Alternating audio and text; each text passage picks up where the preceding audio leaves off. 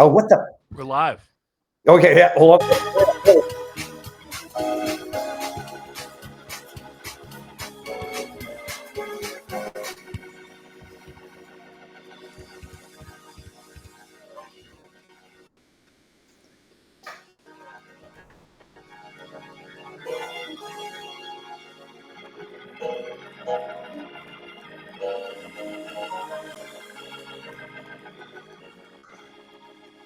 The blood still works. Come on, if you know the blood still works. Come on, lift up your voice like a trumpet. The blood of Jesus. Hallelujah. Everybody, let's lift our hands to the Savior. This is a new song, but it's very simple. It says, we worship you, oh God. You are our Lord. Okay, hold on. We're going to change this video here. No, this is Robert. Okay, so we're both in the screen here. I didn't know that we're both in the screen. I'm just trying to find a video to play while I go and adjust everything that I have to adjust on YouTube. That's all right. The devil's not going to get the glory out of this. Okay, we're going to stop. Worship your name. Come on, let's lift our voices and worship him. Robert, I don't know if you've seen that entire video. It's awkward to say the least. Biden gets up and gives You mean the part that she's talking about the devil and he's right there on stage? No, the worst part was when he was singing. They were singing "Amazing Grace," and when I wish I had the right lined up spot there. When they say, he saved a wretch like me, and Joe Biden goes like right at the wretch and points to his own chest. That was not a smooth intro, people. My apologies. Robert's in the house early. And Robert, why are you dressed so fancily, if I may ask? It's in honor of July 4th. Oh yeah, well, it is the July 4th weekend.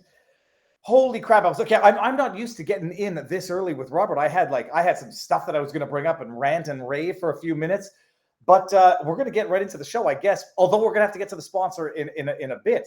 Robert, let me bring one thing up. This is what I was going to bring up before as the preamble to the show.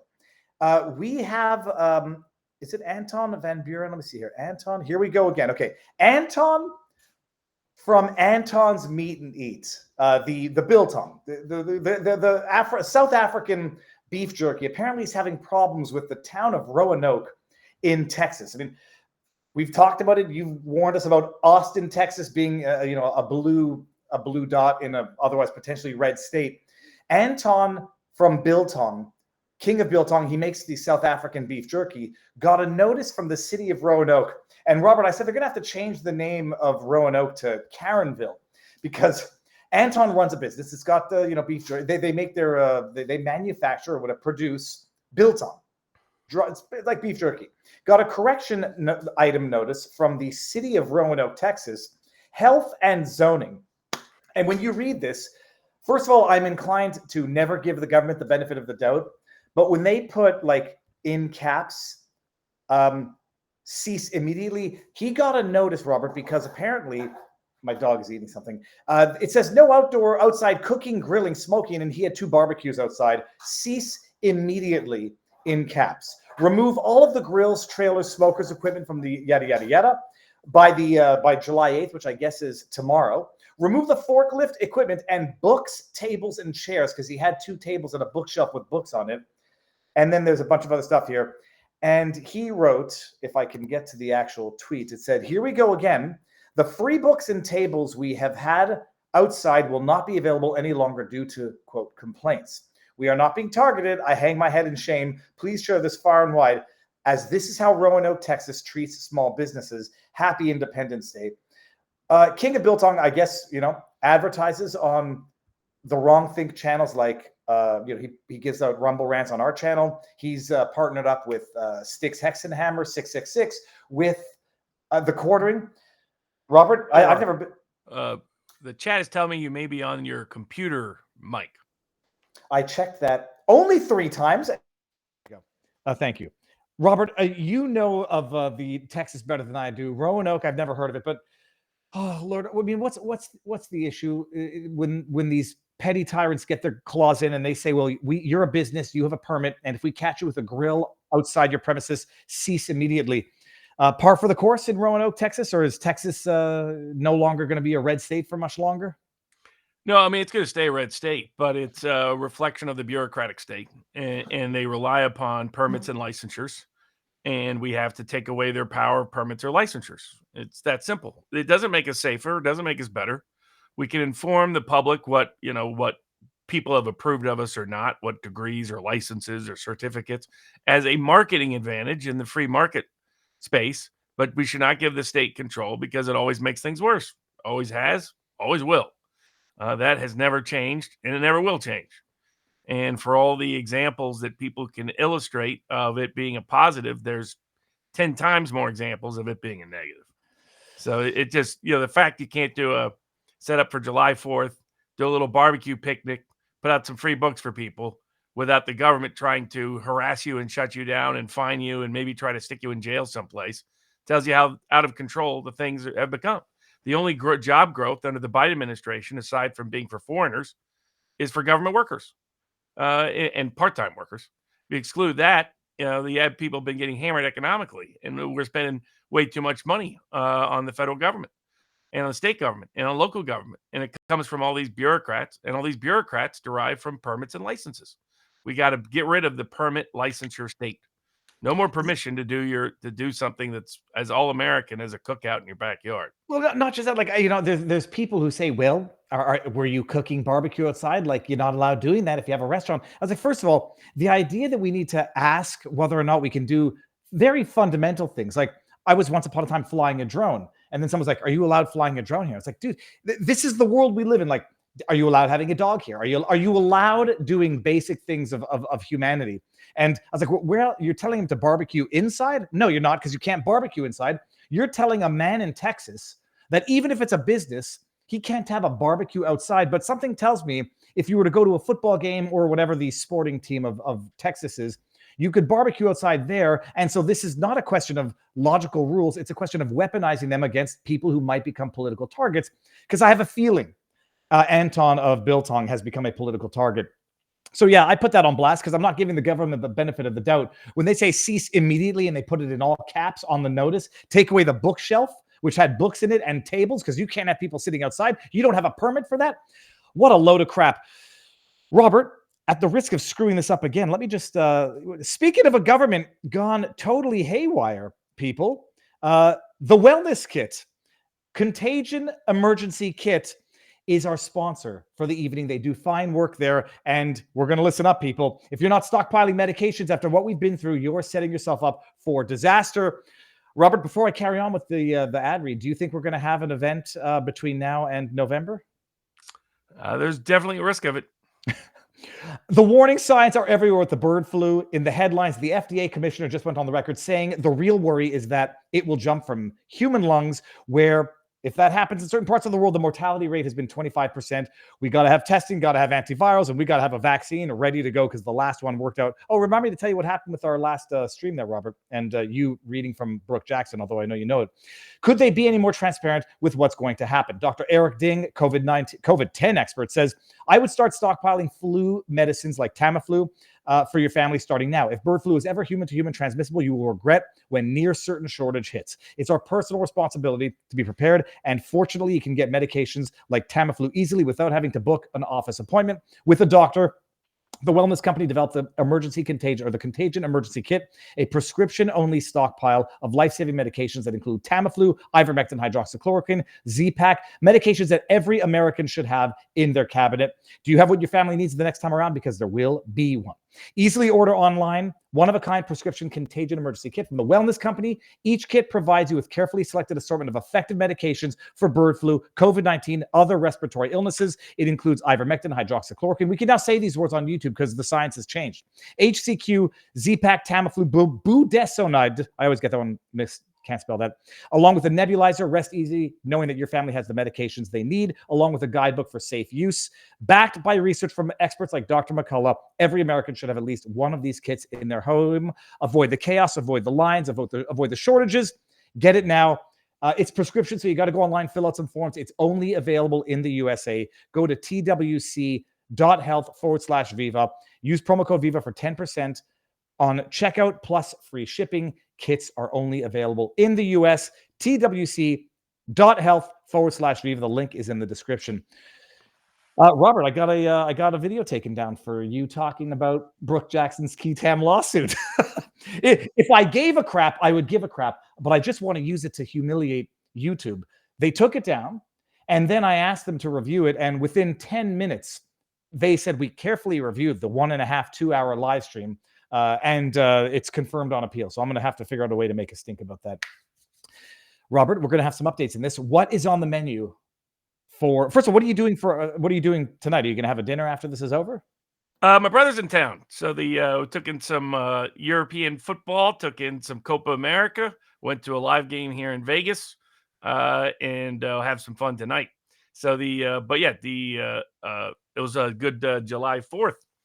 We have up for tonight. We got all the rest of SCOTUS. Supreme Court has finished its term, including the very big Trump immunity decision. We also have the unfortunate decision on the social media laws out of Texas and Florida, though they might not be as determinative as they first appeared. We've got all the fallout from the Trump immunity decision, politics, the New York mistrial, the Missouri versus New York case. It's now been filed before the Supreme Court of the United States. We have Jack Smith being challenged in Florida before Judge Cannon, as well as the search warrant challenge there before Judge Cannon. We have Biden getting overturned on an attempt to ban LNG exports.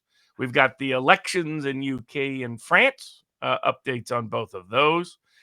We've got some Supreme Court dissents from denying cert on social media, Section 230, on Second Amendment, on juries, on prosecutorial misconduct, on the power of agencies. We got a good Supreme Court decision on statute of limitations on agency power. We've got a big jury verdict out of Chattanooga, Tennessee, my hometown, on vaccine mandates, and a little update on Amos Miller. We're going to start with a few things that are not on the menu. Then we'll get into the election stuff. For everybody who doesn't know, we're going to start on YouTube, Twitter. We're on Rumble, we're on Locals, and then we're going to end on YouTube, or as I call them, CommieTube, and Twitter. And then we're going to go over to Rumble, and then we have our after party on Locals. Robert, I don't know if I'm picking a fight with the Patriot Front. I have no problem with them. I just think that they look very suspicious. The timing of some of these videos looks very suspicious. What do you know of the Patriot Front? And do you think I hear a dog who seems to be stuck somewhere. I'll get that dog in a second. Do you know anything about the Patriot Front, or am I being a little bit overly conspiratorial, thinking they reek like a federal infiltrated agency? Well, they sure look like a Fed, talk like a Fed, and walk like a Fed, so they're probably a Fed. So I would presume otherwise until convinced otherwise is my takeaway. All right, hold on. What the heck is going on? Robert, I'm going to go see what's going on with the dog. I hear it making noise. Robert, tell the world what's happening in France, what's happening in the UK with the elections, because that's what a lot of people want to know a lot about. I'll be back. Sure.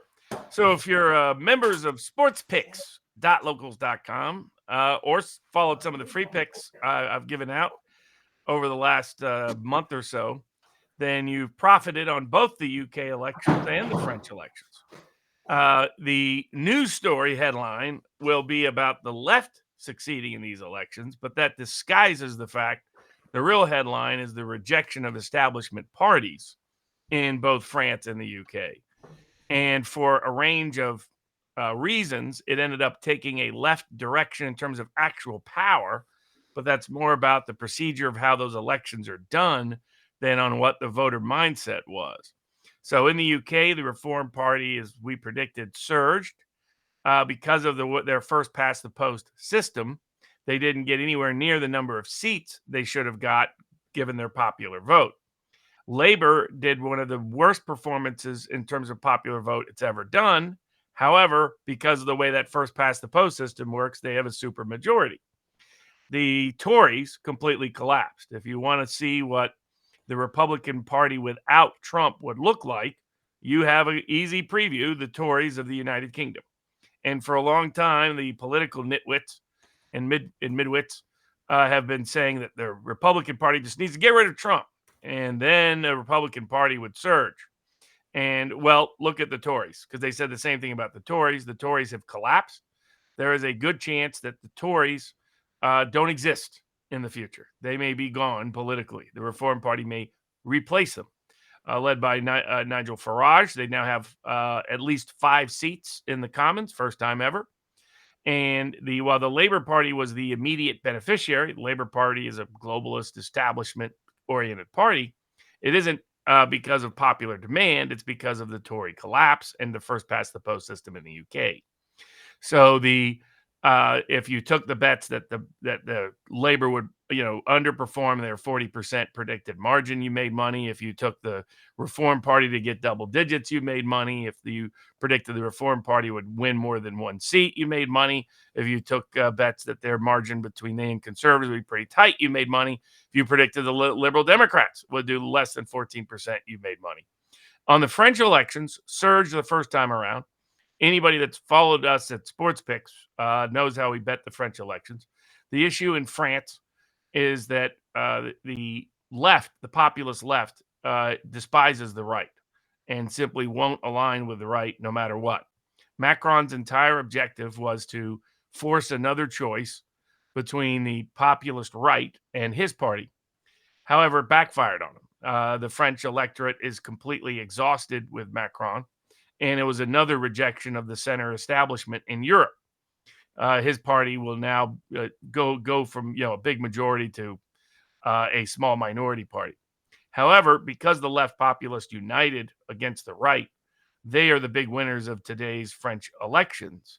And the right will be very close to a majority, but they won't get there. That was one of the bets that we put out, is that they would not, don't bet on the right to get a majority, because they can't yet get the populist left on board. And this while there's some unique issues in French elections, there's actual history of fascism in France and Spain. So that makes a difference amongst the younger populist left that deters their alliance with the populist right. But the other factor, it should be a reminder to people here in the States that think Trump should run a more conservative establishment campaign. Look at what happened to the Tories. Look at what happened to Macron. Look at how Le Pen was unable to get a majority. It's the failure to unite with the populist left. It has killed the populist right ability to get a majority in France. And the same thing will happen to the United States if Trump makes the mistake of ignoring why people are voting for Kennedy or considering voting for Kennedy. So that, if he's smart, which he's made steps in this direction, but then, it's 2 steps forward, 1 step back, then he'll recognize the lesson from the UK and the French elections and borrow them to improve his own prospects and the Republican Party and those who are on the populist or constitutionalist side of the equation, their angle. If you want some good independent political commentary on the UK and French elections, you can follow Matthew Goodwin. He's written about national populism across Europe, has had his finger on the pulse there, been very effective at it. But the news headlines will be Labour Party majority out of UK. The right rejected in France. That's how the establishment is already spinning it, when what they're ignoring is the establishment is being overwhelmingly rejected in both France and in the UK. And the populist left in France, for example, was opposed to the vaccine mandates, was skeptical of a lot of COVID policies, is skeptical of the Ukraine war, is skeptical of the EU. So what you're seeing is the Western world unite against elite agendas. And the only question is whether the populist left and right can unite to form effective political power. Robert, I want to bring up one video of Rishi Sunak from a little while ago. Yeah, this is going to have to do it on my own channel here. Look at this. This is a vaccine injured man. My name is John Watt. Let me see if I can. And I'm one of the COVID vaccine injured in this country. I want you to look at my eyes, Rishi Sunak, and I want you to look at the pain, the trauma, and the regret I have in my eyes. We have been left with no help at all. Not only am I in here that's vaccine injured, there's another man over there whose life's been ruined by that COVID-19 vaccine. I know people who have lost legs, amputations. I know people with heart conditions like myself, Rishi Sunak. Why have I had to set up a support group in Scotland to look after the people that have been affected by that COVID-19 vaccine? Why are the people who are in charge? I'm going to skip it, not to be mean, to people that have had disrespectful. an You got to hear adverse Rishi. reaction to that vaccine. And Okay. Deaths. John, thank you very much indeed for your question. It's time for you to start doing the right thing, Mr. Rishi Sunak and the rest. You've made a really strong point, John. Prime Minister. Yeah, John, well, I'm very sorry to hear about your personal circumstances, and you said someone over here also seems to have suffered by a similar thing. Robert, he's a repulsive human. Like I'll share that so everybody can watch it one more time, and we don't have to play it in its entirety. The question that I have, how do I bring this out? There we go. The question that I have here is, someone in the chat is saying like, Trump had better learn some lessons, maybe get on some lefty podcasts and make some social media appearances. What's the risk? Or he can just adopt, the popular populist positions, which he's gone part of the way to do on financial freedom, on aspects of political freedom, on aspects of medical freedom. Has been mostly quiet on food freedom. It's just like, I see the typical response in some parts of Trump world, which was the same as Le Pen took, which is just bash Kennedy and don't say anything good about Kennedy, just attack Kennedy, attack him. And that's the path. Well, Le Pen has tried that now for 15 years and it's failed every single time. At what point do you realize that bashing your potential allies is probably not a solution? Just maybe to those people that are so doggedly obsessed with it. So if Trump is smart, he will embrace the positions where there's overlap in order to unite the populist left and populist right. Because if he doesn't, he both impairs his potential presidency and creates unnecessary risk in the election, as we've seen in other jurisdictions. The Tories refused to embrace populism. They ran on it, they won on it, and then they abandoned it. And look at what happened to the Tories in the UK. So if the smart tactical choice is an apparent one, but he's handled it well in the case of embracing crypto, has handled it well in the case of raising some issues about social media. He was better at times last year when he was putting out campaign statements that got recirculated, which was a good one about exploring what the source of chronic disease and holding big pharma accountable. But he needs to increase on that. Many of the chief operating officer of the Republican National Committee is a never Trumper. Laura Trump put him in charge. He's the one who brought in a never Trumper to be their lead election counsel. He's currently staffing the entire RNC with inexperienced, incapable people on the election front. They're not doing anything serious on making sure the elections have integrity. Wisconsin decision came down this week that put that back at risk and exposure. And then he came out and attacked Project 2025 in ways that was unnecessary. And so I have criticisms of aspects of Project 2025, but it's his Trump loyalists who want to take apart the administrative state. I think and they're just putting together a list of good ideas or ideas to consider. I think, don't mess around with any aspect of Social Security or Medicare. Things like that are stupid when people propose them, just politically suicidal. But on other things, like why should we have a FBI? Why should we have a big federal government administrative bureaucracy? They're asking exactly the right question. But it's because of the people that are at the top of Trump's campaign told him that he needed to disassociate from this group. They're all former lead MAGA Trump allies that are intellectually leading that effort. And yet he's taking time out to be critical of them. And Amanda Milius is pointing out this is not a good sign. Again, the director of the plot against the president, the person who worked, was one of the MAGA people in the State Department, daughter of the great movie director, Milius. So she has a good bloodstream there, good ancestral history. So people can look up Project 20. I mean, there was a fake Project 2025 group out there that was a Democratic group pretending to be the Project 2025. It's not. And again, I have my criticisms with it. But I think there was a way to disassociate from it without. I mean, I don't even know why you go out of your way to disassociate from it. But it's because Robert. Last week, I noted that there were three concerted efforts, three concerted sort of social media campaigns. One was to compare Trump to Hitler. The other was to bring back up that debunked Epstein underage girl Trump story. And the third was to demonize Project 2025 and anybody who has ever inhaled the same air as anybody who had anything to do with the drafting of it. It's an initiative started by the Heritage Foundation, from what I understand, or are they just integral in it? Yeah, they're integral in it. So, And so it has some, Paul Dans is one of Trump's best people.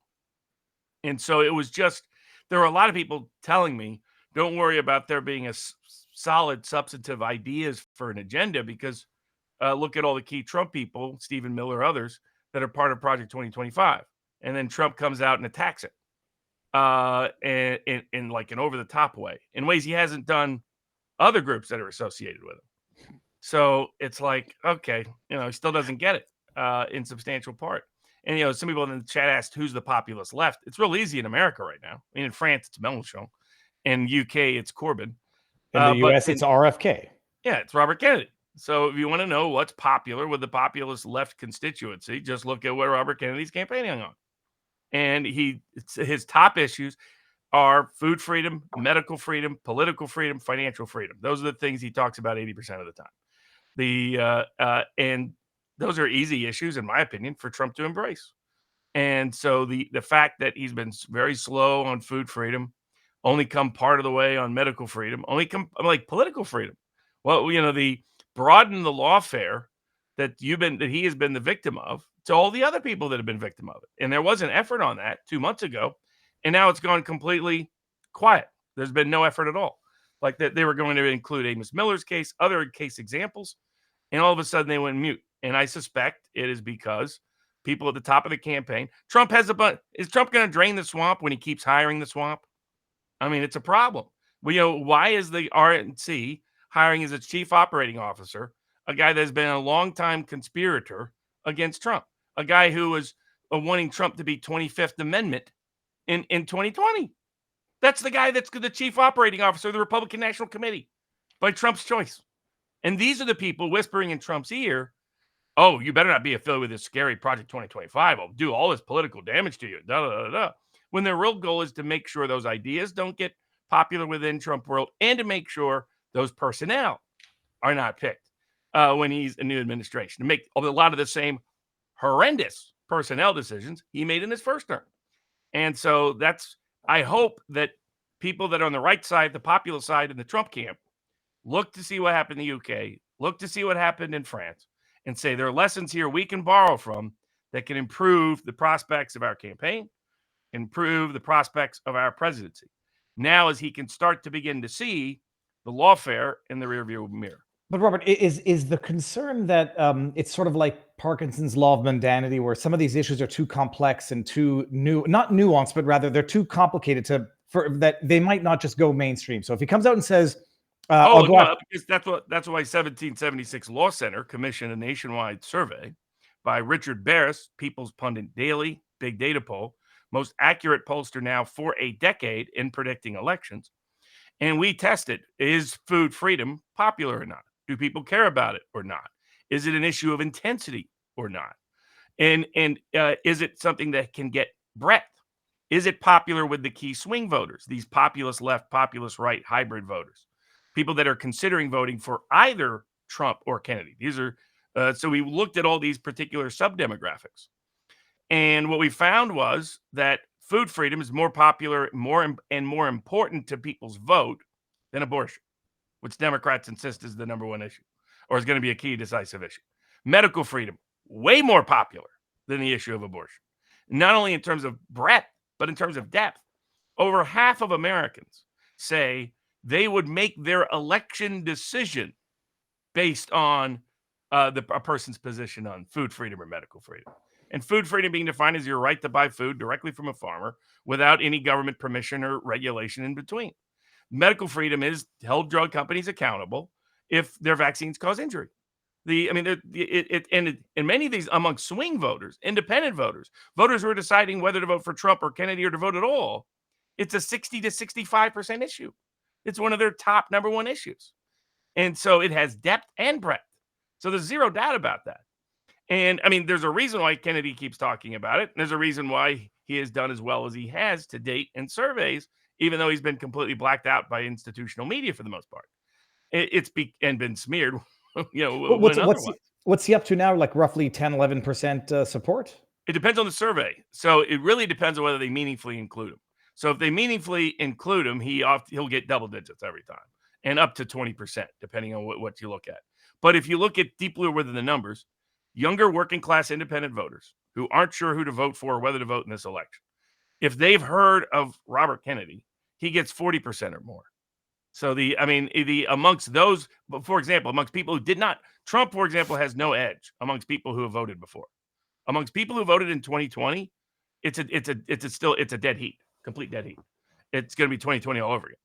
The same with 2016, same with past 2018, 2022, et cetera.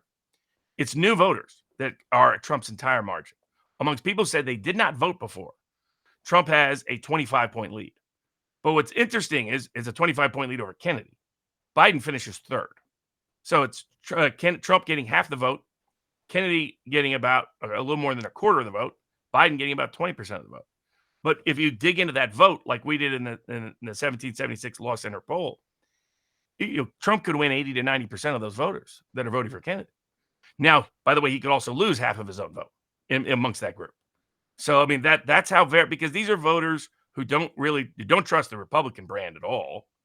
And just like they didn't trust the right brand in France, but their willingness to they're open to the possibility of voting Trump because he had a successful term with peace and prosperity.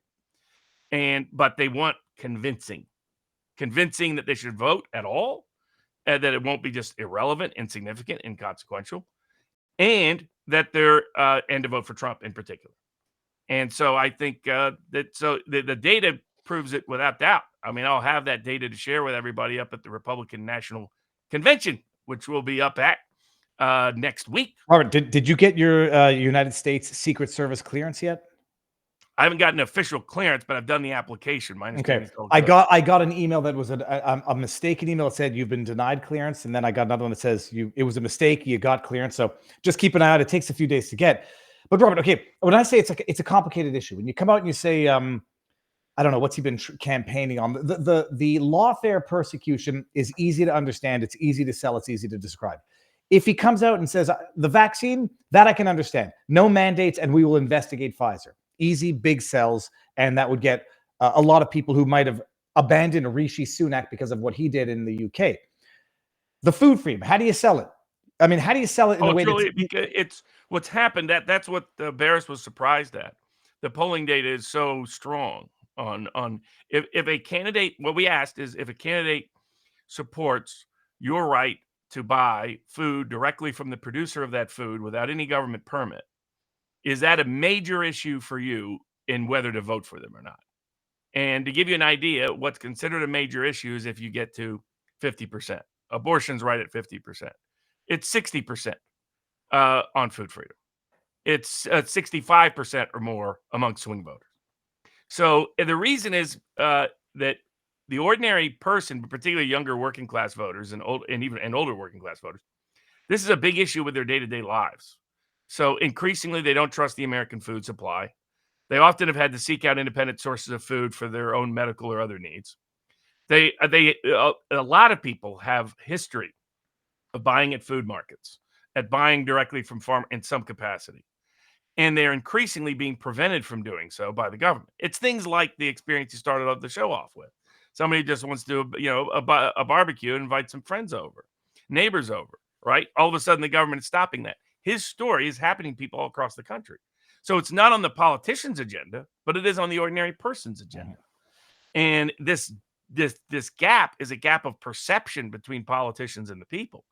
Food freedom is an intensely popular issue with a broad cross-section of Americans. Only bureaucratic lovers, who are a diminishing group of people, are the people that oppose it. Nobody else does. And it crosses over parties, politics, demographics, regions, races, religions, you name it. That it's just universally popular. And it's because it fits into something they have ordinary everyday experience with. And if you're in the podcasting world, where a lot of the populist left occupies, this is actually a popular topic. That it's the number one question of all the legal cases I've covered over the years, and I've been a part of over the years. The number one source of diverse inquiry from podcasters has been about food freedom by a long mile. The biggest response I get when I go to is on food freedom. Biggest questions I get is on food freedom. So the ordinary person gets it. It's the establishment that doesn't get it, that doesn't understand it, that doesn't recognize it. And so now the hurdle is, key high-ranking people in the Trump campaign official are lobbyists for big agriculture and big food. So a lot of the people that are like right now is a big popular case out of Tennessee that is going after what's been happening on agriculture farming financing. And I'm representing people that may have to file for bankruptcy in California, bankruptcy protection, because of the same thing.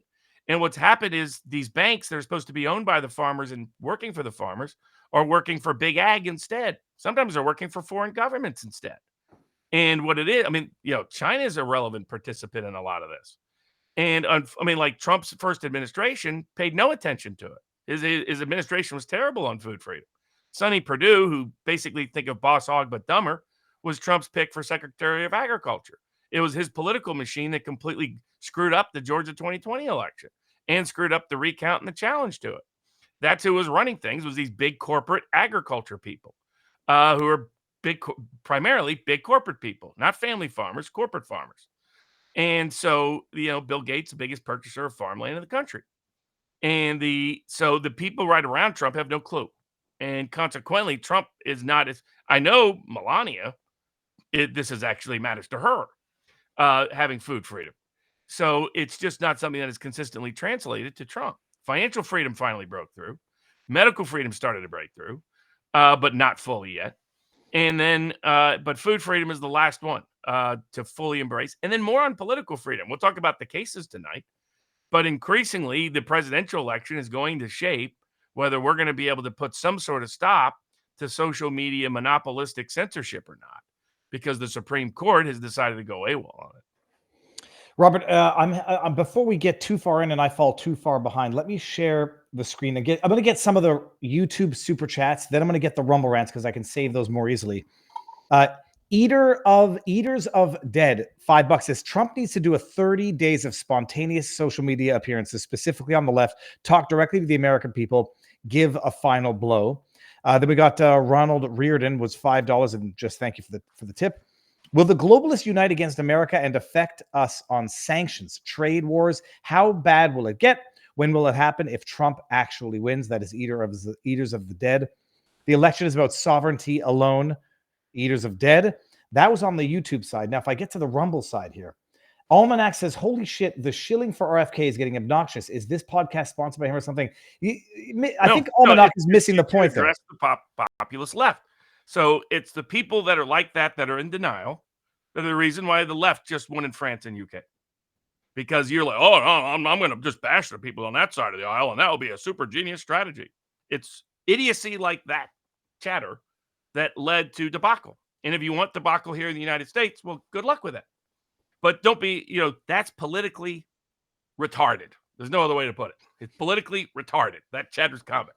So you have to understand that the idea of taking popular ideas on the other side ideological, where you align with some people, you can't say anything good about the populist left, because that means you're saying something nice about some person on that side of the aisle. If you're caught in your little silo, you're going to get stuck there in minority position forever, and you're never going to have power again. And just to highlight this as well, the reason why RFK Jr. is doing relatively well, whether or not you think it's 20% or 5%, the reason why he's doing well, A, I do agree, long format interviews and social media appearances, but B, it's because he's an alternative to Biden. And at the beginning, I was saying like he's going to take votes from Biden, and he has. He's now at the point where you could risk taking votes from Trump if Trump continues to stubbornly Trump ignore. Controls how many votes Kennedy gets from him. Pure and simple. That's there in the polling data. That's there in the history. That's there in common sense application. And saying, well, don't talk about Kennedy or criticize Kennedy is not the solution. Nope. Adopt the good ideas of Kennedy, and that's probably a better solution. It's the simplest, easiest solution on the planet.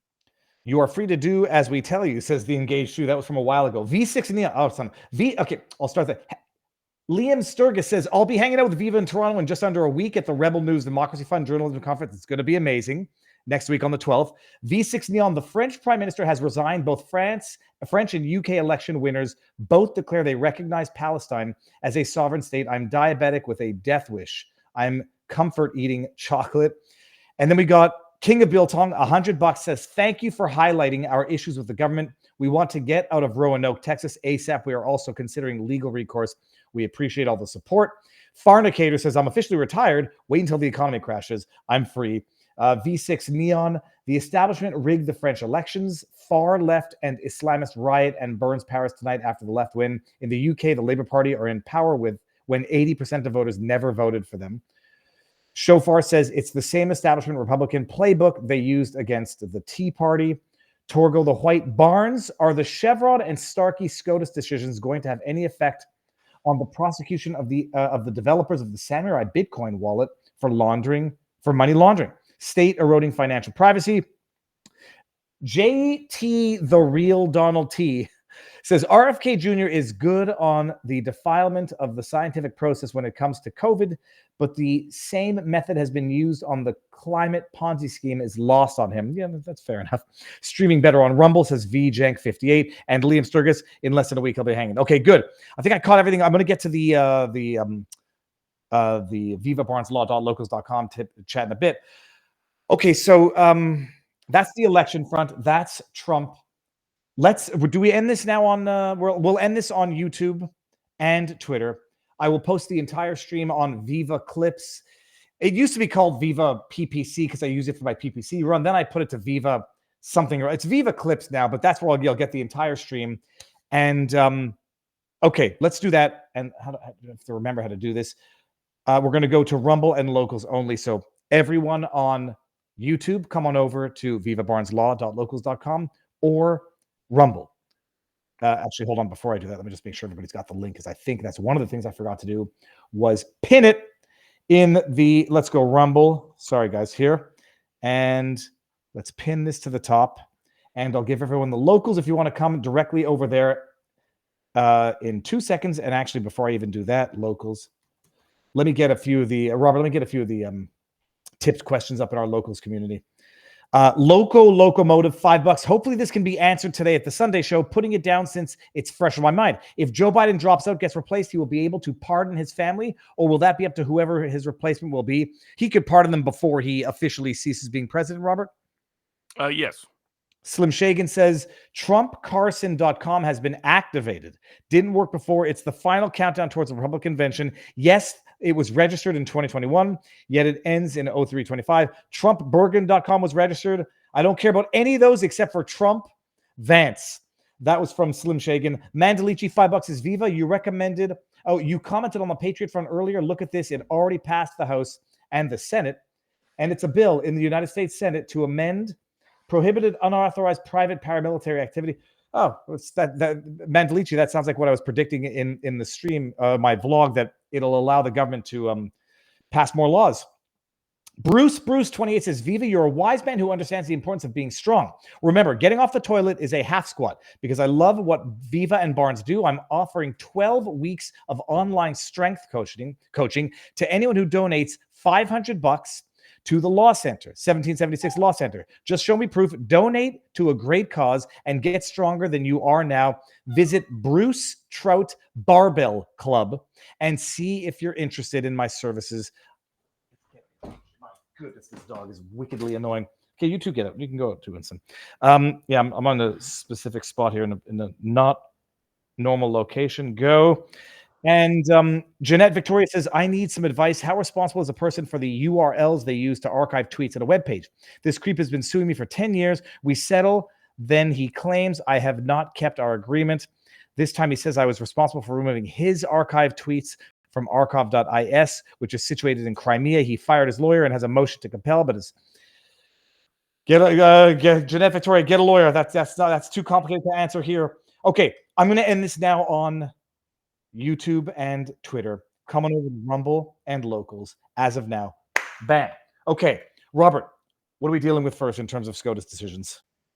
Well, I mean, we could start off with a big one. I mean, there was a sort of close race for most popular. Most popular, as usual, was no favorites. They liked them all on our Locals board. but between Amos Miller and Trump immunity, may save the Amos Miller update for the locals exclusive after party. So we could, if you want to troll somebody, probably for the next 10 years, that's on the left, just tell them. I was watching a soccer channel known as Football Around the World, and the guy was, he was depressed over the U.S. losing in Copa America, but he was like, his whole life was terrible, and he started off with, "The president has immunity." I thought he was about to cry. So it's obvious you can troll them with that, but that was the big decision of the week. I think it could have been a better decision. It came down pretty much as we predicted it was going to be.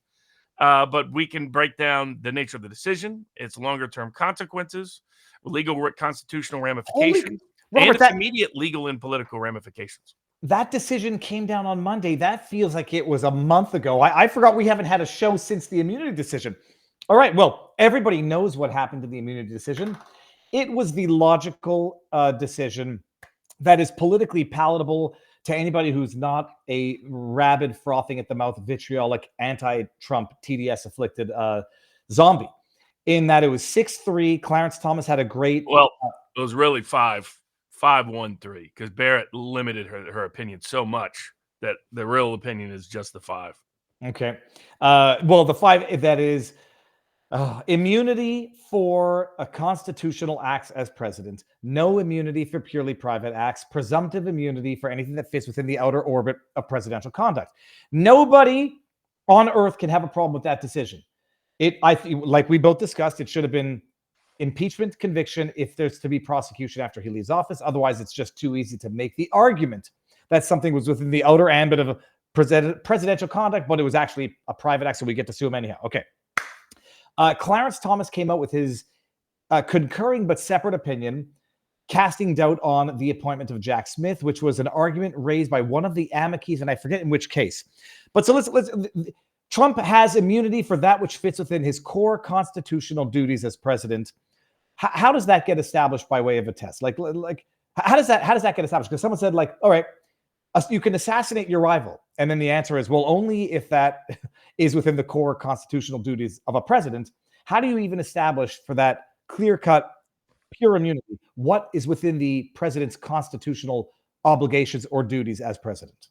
So they read presidential immunity as implied under Article 2 because Article 2 vests all executive power in the office of the presidency. And that's where they got it, because immunity is not there. Now, the other alternatives they had were to say no presidential immunity, like the district court and the Court of Appeals, DC Court of Appeals had done, to grant impeachment-based immunity, which was my argument, but that was made a little bit belatedly by people on Trump's legal team. And then the conclusion they came up with, which was absolute immunity for constitutional acts. If he shares power with another branch of government, presumptive immunity, and they suggested that they might extend absolute immunity there as well. Essentially, if you can't sue the president, you can't indict the president, because they borrowed most of the civil immunity language and legal principles and how they dealt with it. Now, to give an example and they interpret it as necessary under Article 2 because all executive power vests in the president. And if the individual who occupies the office of the presidency can be compromised, extorted, blackmailed by threat of personal prosecution, then it can derail the ability of the office of the presidency to discharge its constitutional obligations. This was the exact same basis that they prohibited monetary suits against the president for civil damages. They said if the person occupying the office is going to worry about personal consequences of doing his job, he's going to quit doing his job.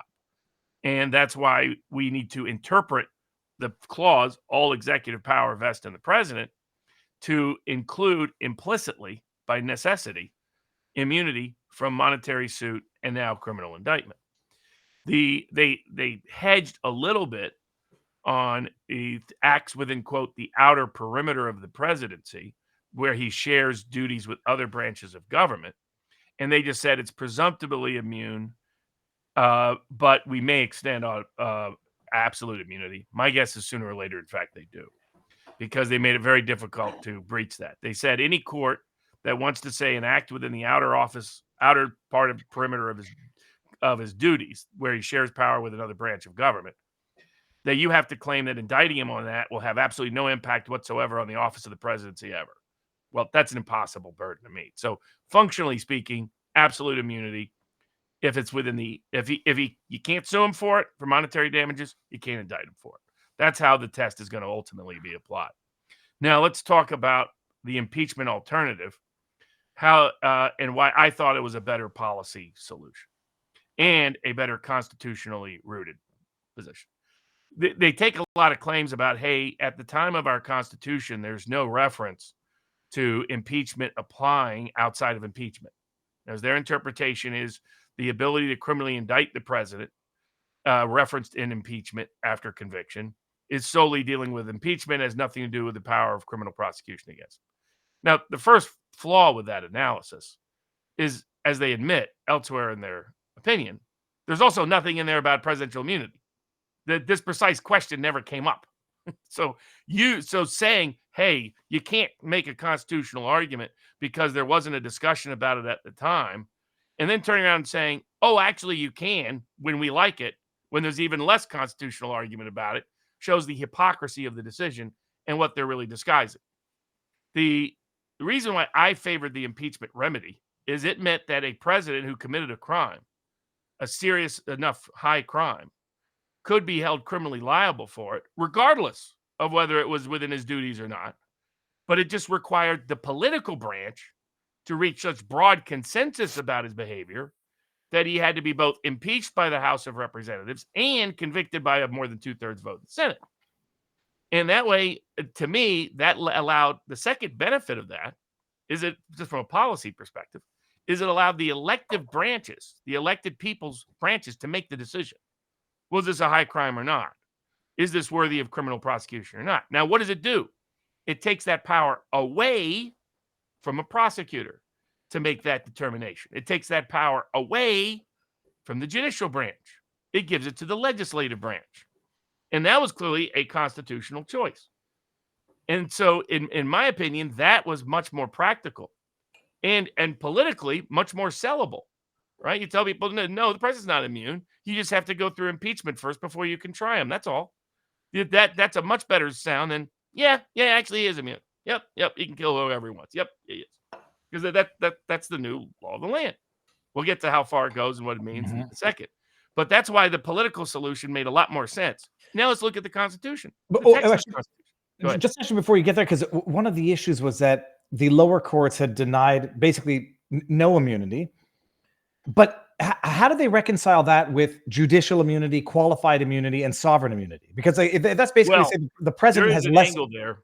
It's because criminal immunity is generally not granted to anybody. So that was why that was a distinction they were making. And that's where the no one is above the law language was coming from. Now, what they were really saying is they wanted the power to be in the hands of the state and the executive branch and the judicial branch to make that determination, right? This was a power debate. Who has the power? And the courts were saying the prosecutors and the courts share that power. That's who has the power to determine when a president can be, the criminal justice system can be used against the president. The Supreme Court limited that to a degree by mostly shifting the power from the prosecutorial branch to the judicial branch, and then limiting how bad the judicial branch could abuse its power. So for example, the constitutional reasons for impeachment is throughout the entire Constitution, there's only one place there's references to criminally prosecuting a president. And that was the impeachment clause. So why not borrow the actual clause that actually addresses the question, at least in some manner? And they just dismiss that. I'll get to why they dismissed it. It's not the reasons they gave. And the other thing is they have this carefully delegated differential power branches being given. And it's, okay, what happens when the executive branch is AWOL? When the president himself is the individual AWOL? What do we do about that? Well, they could have given it to the power of a future executive branch or a different executive branch at another government around the world. They chose not to. They could have given it to the judicial branch. They chose not to. They gave it to the legislative branch. And that's what the Supreme Court should have done, because that's what our founding generation chose. But that's now done because they all ignored it, didn't want to go there. And the reason is simple. They want the judges to determine. That's it.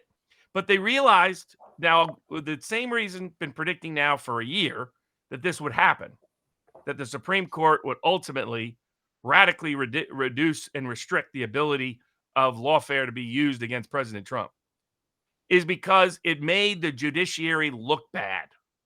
So how do they keep the power in the hands of the judiciary to have the guillotine of criminal prosecution on the back of your neck without all of the disaster we've seen when we give them that power in the case of President Trump? They reserve the right to adjudicate that for which you can and cannot be criminally prosecuted. Yeah, and what it is, they impose some limited standards. Like, okay, all you crazy judges that are abusing the system so bad for partisan purposes that you're making us as judges look bad. You're making the American judiciary look bad. You're reminding people why the judiciary was not chosen to have this power by the founding generation, and we want to have it. So we're going to put real strict limits on when you judges can exercise this power. And then they gave some example. And I'm saying forever, all these ridiculous lawfare cases are going to put maximum pressure on Roberts and Kavanaugh to give Trump immunity at some level. That they've got no choice, because this is a disaster on the globe for the judicial branch. It's not because they care about Trump. It's that reason. I also said Barrett wouldn't be fully on board, and of course she wasn't. She would have mostly eviscerated the immunity decision in her concurrence, because the dissent is because they're liberal Democrats. If this had been Joe Biden, if this had been Barack Obama, if this had been Bill Clinton, they would have gone the other way. I mean, they're so politically motivated that if the case is partisan, they are going to be on the partisan side. Principle be damned. That's the new logic of the liberal left, sadly. Mm-hmm. You can get them on issues that are not so overtly political that they can actually rule, at least occasionally, constitutional on some subset of issues. But not on this. So, but the net effect of it, the other big part of the decision they made, and I kept predicting this and kept getting blowback from it. I said they're going to try to do something to make all of the cases difficult. And they did. And the way they went there was to say you cannot use as evidence ever at any level of a proceeding any official act of the president or any conversation he has concerning that. So it's not just that you can't indict for it. You can't use it as evidence in a criminal case. Now, what does that do? That blows up every single case that exists. The Florida federal case, the grand jury was presented evidence based on what he did while he's president. They did things while he was after president, but they included things he did while he was president. That impugns that indictment. If I may stop you there, though, they'll say it included acts that were alleged while he was president, but they're just going to say those were purely private acts or purely personal acts, or if they fit within the outer ambit, that though presumptive, they can prove that they were not. So what they would have to show is that the evidence they're using, not just what the substance they're indicting him on, but the evidence they're using was not an official act. And the problem is, if you look at the evidence they used to secure the indictment in the first place, in every single case, Florida federal case, DC federal case, Georgia state case, New York state criminal case, New York state civil case, they used evidence of official acts. And so I remember, again, so I've been predicting now for almost a year that the New York criminal case would be thrown aside or put in doubt by the Supreme Court's ruling on immunity. And all the legal scholars, all the experts, you're talking about blah. And even the day after the opinion came down, it's like, this jeopardizes the New York case. And I was still getting blowout. What are you talking about? And what happened? Trump's team filed a letter explaining, by the way, Judge, remember when we brought that motion in limine to exclude evidence of Trump's official acts, and you ultimately overturned our objection, and then they introduced a bunch of it, and then people publicly cited it as the critical evidence in the case. We've now got a mistrial. You got to throw out the entire verdict. And the judge recognized, even this corrupt partisan judge, all of a sudden said, we're not going to be doing sentencing in July. we're not going to be doing sentencing until September, and he even goes out of his way to say, if any, maybe never. Yep. Maybe, He says, if any. if any. Now, Robert, hold on. A lot of people are hypothesizing, theorizing that Mershon knew that this case would be overturned on appeal. He wants to avoid a judicial embarrassment. He now gets to Pontius Pilate, wash his hands and say, I've got to throw out the verdict, but I'll blame it on SCOTUS. And so some people are hypothesizing, no, he put it off until September so he can jail Trump right before November. And others are saying, no, he put it off because he's going to have to overturn or set aside that verdict. But at least now he gets to blame SCOTUS for having to do that. This is my theory. Which one is more plausible? I have said all along that this case was purely political, and that his goal was to secure a jury conviction to impact the court of public opinion. And that was it. It went no further. And that his goal wasn't to lock him up. His goal wasn't to imprison him during the election. His goal wasn't to do any of those things. His goal was to impact court of public opinion. That's why he rushed the trial. He rushed the trial knowing the Supreme Court was going to be making a decision. He wanted the verdict in before he had to vacate the verdict. And once they got the guilty verdict that went global, since the Biden campaign could run $100 million of ads and call him convicted felon for forever, he had achieved the objective. Now he can back out of it without ever having a higher court say what he did was horrendous. And, it's a classic political move. And if you know the New York courts in particular, they are some of the most political courts in America. When I represented Amy Cooper, the so-called Central Park Karen, really she was the Central Park person worried about somebody acting really weird and trying to kill her dogs, or seemed to be trying to kill her dogs. That's what it appeared to be to her. I researched in depth the New York courts, and I'd had experience in New York before to see, how much it was still the case. They're the most political courts, the state courts, in Manhattan, most political courts in the country by a long mile. They have unusual ways in which they get appointed, or unusual ways in which they maintain power. They get peculiar ways in which cases get assigned. Mershon's job was the same from day one. It wasn't to lock Trump up. It was to convince the American public he's a convicted felon, so you can't vote for him. He's already achieved that. Now the Supreme Court has got him a get out of jail free card. And I suspect he's going to exercise it. He's going to say, golly gee, I guess that crazy political Supreme Court has just made me throw out the case, everybody. Now I guess there'll never be an appeal to see whether what I did was right or wrong. Will there? And so I think that's where the New York case is going. I think it's heading towards a declaration of a mistrial. There'll be no sentencing. There'll be no imprisonment. Is my prediction in that case. 75% chance, give or take. 1 in 4 goes still crazy because they're crazy in New York. Now, the other part of the Supreme Court decision was the inestimable Clarence Thomas, the greatest justice on the Supreme Court alive. He's probably out on his RV, vacationing across America with his family. Unlike Barrett, he'll be going to her Southern cocktail parties or her academic circles to say, oh, see how I'm so independent. I'm not aligned with Thomas. I'm not aligned with Scalia like I lied to President Trump about. I'm what Mitch McConnell thought I was when he promoted me. I'm a corporate whore.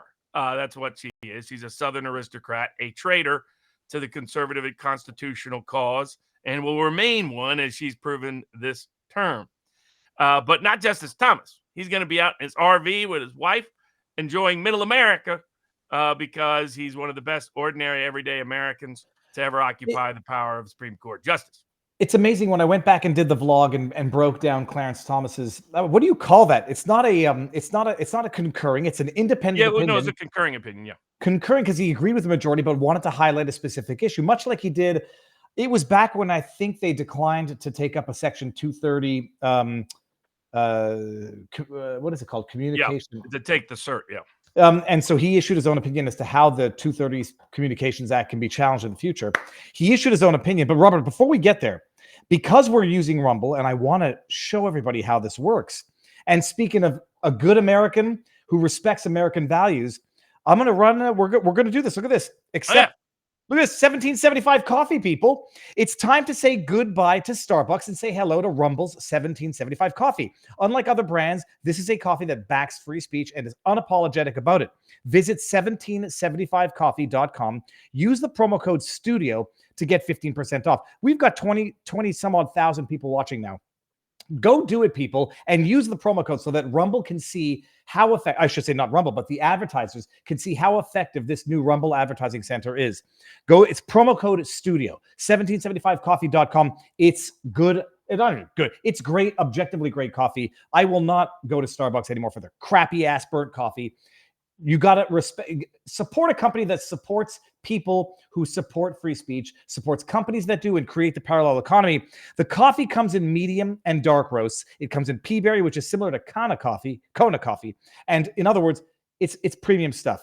Click the link in the live chat. Go to the description. You can also go directly to 1775coffee.com. Use promo code STUDIO to get 15% off today. Scan the code. It's right there. This new Rumble Advertising Center is absolutely glorious, absolutely revolutionary. And thank Rumble and thank 1775coffee.com. It's delicious stuff. Go. Done. Bada bing, bada boom. Robert. Okay, so Clarence Thomas comes out. Do you remember what case it was? I was trying to fish it out. Which case was it where the 2 years ago? It was 2 years ago. And by the way, Robert, do you know that we've been together for so long that there's people out there who don't know the Amy Cooper case, the Central Park Karen, the woman, a young white woman who I called it at the time had clearly had mental issues that would explain why she reacted the way she did. She was called racist because she said, I'm calling the cops and saying there's an African-American man who's threatening me in the park, and everyone thought she was a total raging bitch. And I said that was the result of trauma, not the result of racism. And the guy was also saying, come here, doggy, I'm going to give you some food. If you're going to do something that I don't like, I'm going to do something that you're not going to like. Come here, doggy. It was a lifetime ago. Okay, so all that to say, the amici that called into question Jack Smith's lawful capacity to act in this in the first place has now seen the ratification, as in approval, not of the Supreme Court, but of Clarence Thomas, who has now laid the groundwork for what I suspect will be adopted by Judge Eileen Cannon in the Florida case. And Clarence Thomas came out and basically appropriated the argument in the amici that Jack Smith is a private citizen who was unlawfully appointed by corrupt Megan Garland. What's his first name? Merrick Garland. And that Merrick Garland basically bypassed congressional oversight, appointed a private citizen to an office that did not exist under any law, and that it's unlawful to begin with. I've asked you the question before. I know the answer, so I'll just ask it and let you answer it again. If the argument is held to be legit, does it strike the indictments, or does it just say we're going to find a new lawfully appointed, and I don't even know if it's going to be a special counsel, but someone to carry this on? The indictments will stay until we find a replacement. If we don't find a replacement, then they ultimately die. What do you make of Clarence Thomas's roadmap? Who's going to adopt it, and what are going to be the consequences if any judge adopts it? Well, thanks to Jeff Clark and others who are raising this from the very beginning. It took them a little while to get in the Trump's world's attention on this. They ultimately got Ed Meese, who filed the amicus brief before the Supreme Court of the United States. And it started to get attention, got Thomas's attention, and he issued the concurring opinion saying it's quite obvious that Jack Smith is acting without legitimate constitutional government authority. And it's what separates what prohibits a government janitor from going into a grand jury and indicting his next door neighbor. It's that he does not have the constitutional authority to do it. So in order to have the power of the United States Attorney's Office and to even seek evidence from a grand jury, to ever seek indictment from a grand jury, to ever seek court assistance in gathering evidence and enforcing a grand jury subpoena, you have to be constitutionally appointed. And in order to be constitutionally appointed in that role, you need to be appointed by the President of the United States and approved by the Senate of the United States. That the past special counsels that have ever looked at anything are special, whether it was Mueller, whether it was Russiagate, whether it was going back to Plume and all of that during the W administration. They were someone who the Senate had appointed. I mean, the president appointed, the Senate had approved. Going through the approval and consent, appoint and consent, nominate and consent process. Jack Smith never has. He's never been appointed as a U.S. attorney anywhere. And yet he is acting with all of the power of the Attorney General of the United States. And the problem is they want to politically present Jack Smith as independent, apolitical. But when Judge Cannon was like, well, where are you getting your money? Who's supervising you? And they're like, well, then, because for legal reasons, they need him to just be Garland's right-hand man, all of a sudden, oh, you know what? Garland's really running this whole thing. So the problem is Garland pretended he wasn't, and he pretended that Smith was. And if Smith was doing this, this is like the janitor indicting your neighbor, except now he's indicting the president of the former president of the United States and future president of the United States. And so to me, if he doesn't have authority, it's not a matter of whether he gets to try the case. He didn't have authority to indict the case. He didn't have authority to seek evidence in the case. It was also, sometimes this is called ultra virus. This is not fruits of the poisonous tree, or what is it? Well, it's that too. It's both. But it's ultra virus in that if you don't have authority to act, then everything you did, you didn't have authority to do. And then that's how you get into the fruits of the poisonous tree. If you have all this illegal, unconstitutional behavior, you can't produce any evidence from it. So it not only requires he be removed from the case, it requires the federal indictments both be dismissed. And then it would raise an issue if they ever try to use any evidence that they gathered through this process. And the traditional rule of fruit of poisonous tree is you have to show you would have independently, organically got this evidence. There's a lot of evidence that's not true of. They breached the attorney-client privilege repeatedly due to the corrupt D.C. courts that were not even, who should have been supervising this and never were. So, I mean, just because somebody shows up and says, I'm a U.S. attorney, I have the power to do this, you as a judge just say, okay. I guess anybody could blow a leaf across your desk and you'd sign it. That's what a disgrace the federal judiciary has become. The embarrassment that forced the Supreme Court to extend immunity to President Trump. If anybody wants to blame anybody politically for that, blame themselves. The Democratic lawfare led to that outcome, made it inevitable, inescapable. It made Barrett's attempted compromise to eviscerate it politically ineffective. And so, in my opinion, if Judge Cannon agrees with this decision, and she's also already considering other motions to dismiss for misconduct, for search warrant violations, for evidentiary violations, for attorney-client privilege violations, for grand jury abuse in D.C., grand jury abuse in Florida. I mean, it's extraordinary, the scale and scope of corruption in the prosecution of President Trump in the name of prosecuting corruption. And not even to go to the selective prosecution, abuse of the Espionage Act, etc. That I think it's almost inevitable. She's delayed all trial. There's no trial date now at all. So she's just going to handle the legal matters. And I think on some grounds, she's going to dismiss. That then puts pressure on the D.C. judge. The D.C. judge that now just got smacked around by the Supreme Court of the United States on immunity now has to go back and hold a whole hearing on that process. In my opinion, the indictment has to be dismissed if they ever included any official acts evidence before the grand jury. Well, we know they did, based on what's already public knowledge. That means the indictment has to be dismissed on the immunity grounds, but she's going to have additional pressure for all the reasons that Cannon is going to dismiss the case. And if she corruptly rejects Cannon, then she's created another conflict that's going to get right up on appeal. Short answer, there's going to be no trial in Florida. There's going to be no trial in D.C. There's going to be no trial in Georgia. And the sentencing is likely to get thrown out in New York, which means, for the most part, the lawfare is in the rearview mirror for President Trump.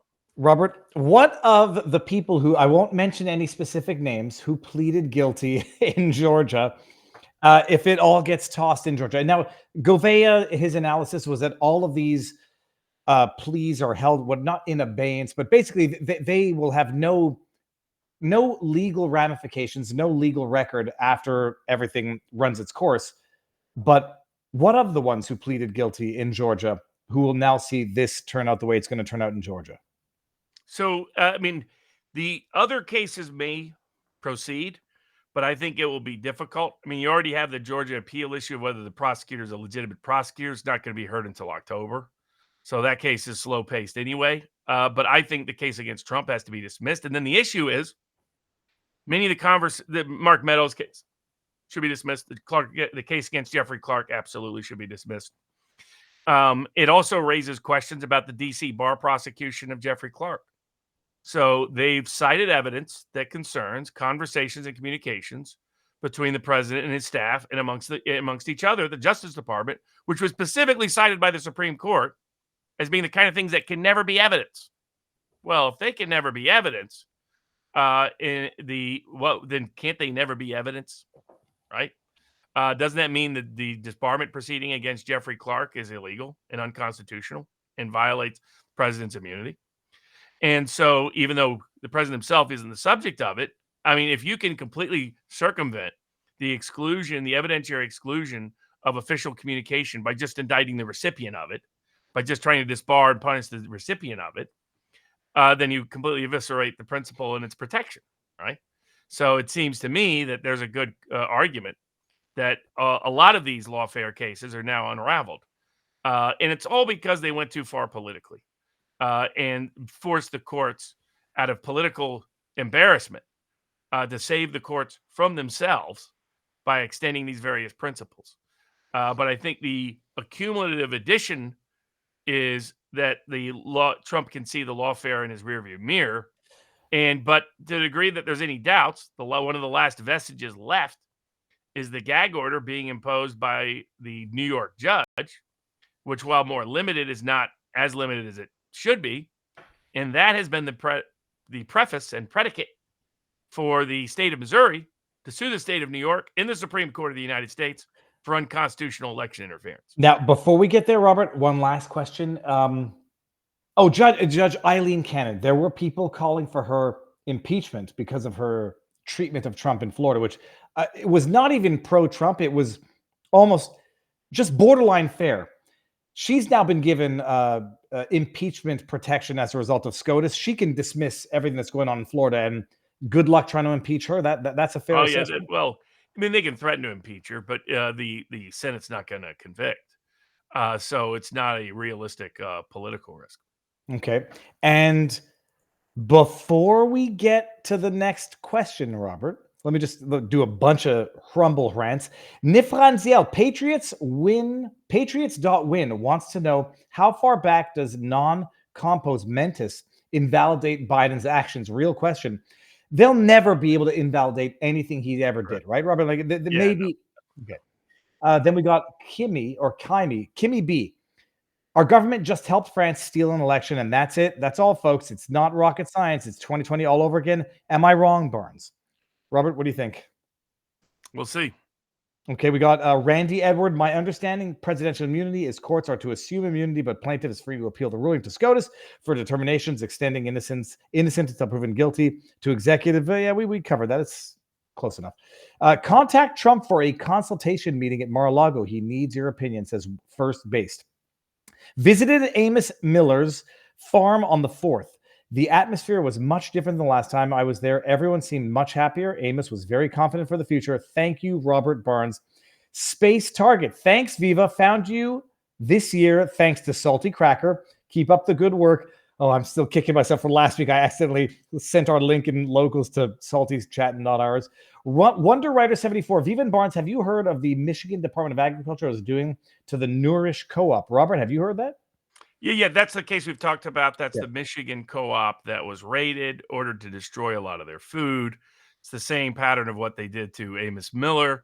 You know, we're still litigating that in the case of Amos Miller. I hope that people in Michigan, if it's appropriate for them, pursue legal remedy and relief. But what it shows is that this is operating at scale. You know, this is a part of a broader pattern to come. It's another reason why I think it is in Trump's best political interest. It's most importantly in America's best interest, but I do believe it's in Trump's best political interest to get on top of food freedom now, because this issue is only going to grow. I mean, it led to the overthrow of the Dutch government. I mean, it's a huge issue across the globe. Mm-hmm. I know he's got some big donor pals that are big corporate agriculture that want to wipe out small farms in the country. I know Bill Gates goes around bragging about he smacked Trump around when Trump was considering doing a vaccine committee with Robert Kennedy in charge. And I mean, Gates brags about how easy it was for him to push Donald Trump around. People should share that little clip with him just to remind him of what Bill Gates has been saying. One of the people that's coordinating and conspiring against President Trump from the very get-go and the inception. But this is why food freedom is very popular, and it's going to get more and more popular, and it's going to matter to more and more people. So if it doesn't matter. Now, I'm talking about Trump, but everybody, you're running for city council. You have impact on food freedom in your local community, county commission, local judge, local DA, state representative, state senator, United States congressman, United States senator. These are popular issues. Jump on them. This is a no-brainer. just side with the American people's right to buy food directly from a farmer without regard to government intervention, without the corporate monopolist having control. Robert, And that'll be part of it.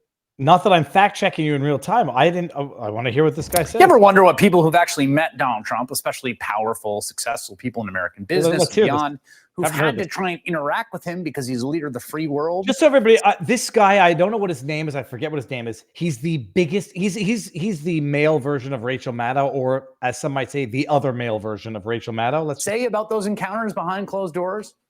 All In has obtained some never-before-seen footage that gives you a good idea of what one of the wealthiest men in the world, Bill Gates, thinks of the president. Wealthy. One of the Bill most Gates took evil questions during a recent Gates Foundation meeting with staff, and he talked about meeting Donald Trump.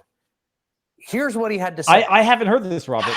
Yeah, so I never met Donald Trump before he was elected.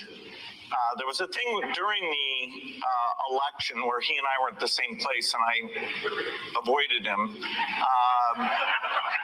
Anyway, then he got elected, and so I went to see him in December. He knew my daughter Jennifer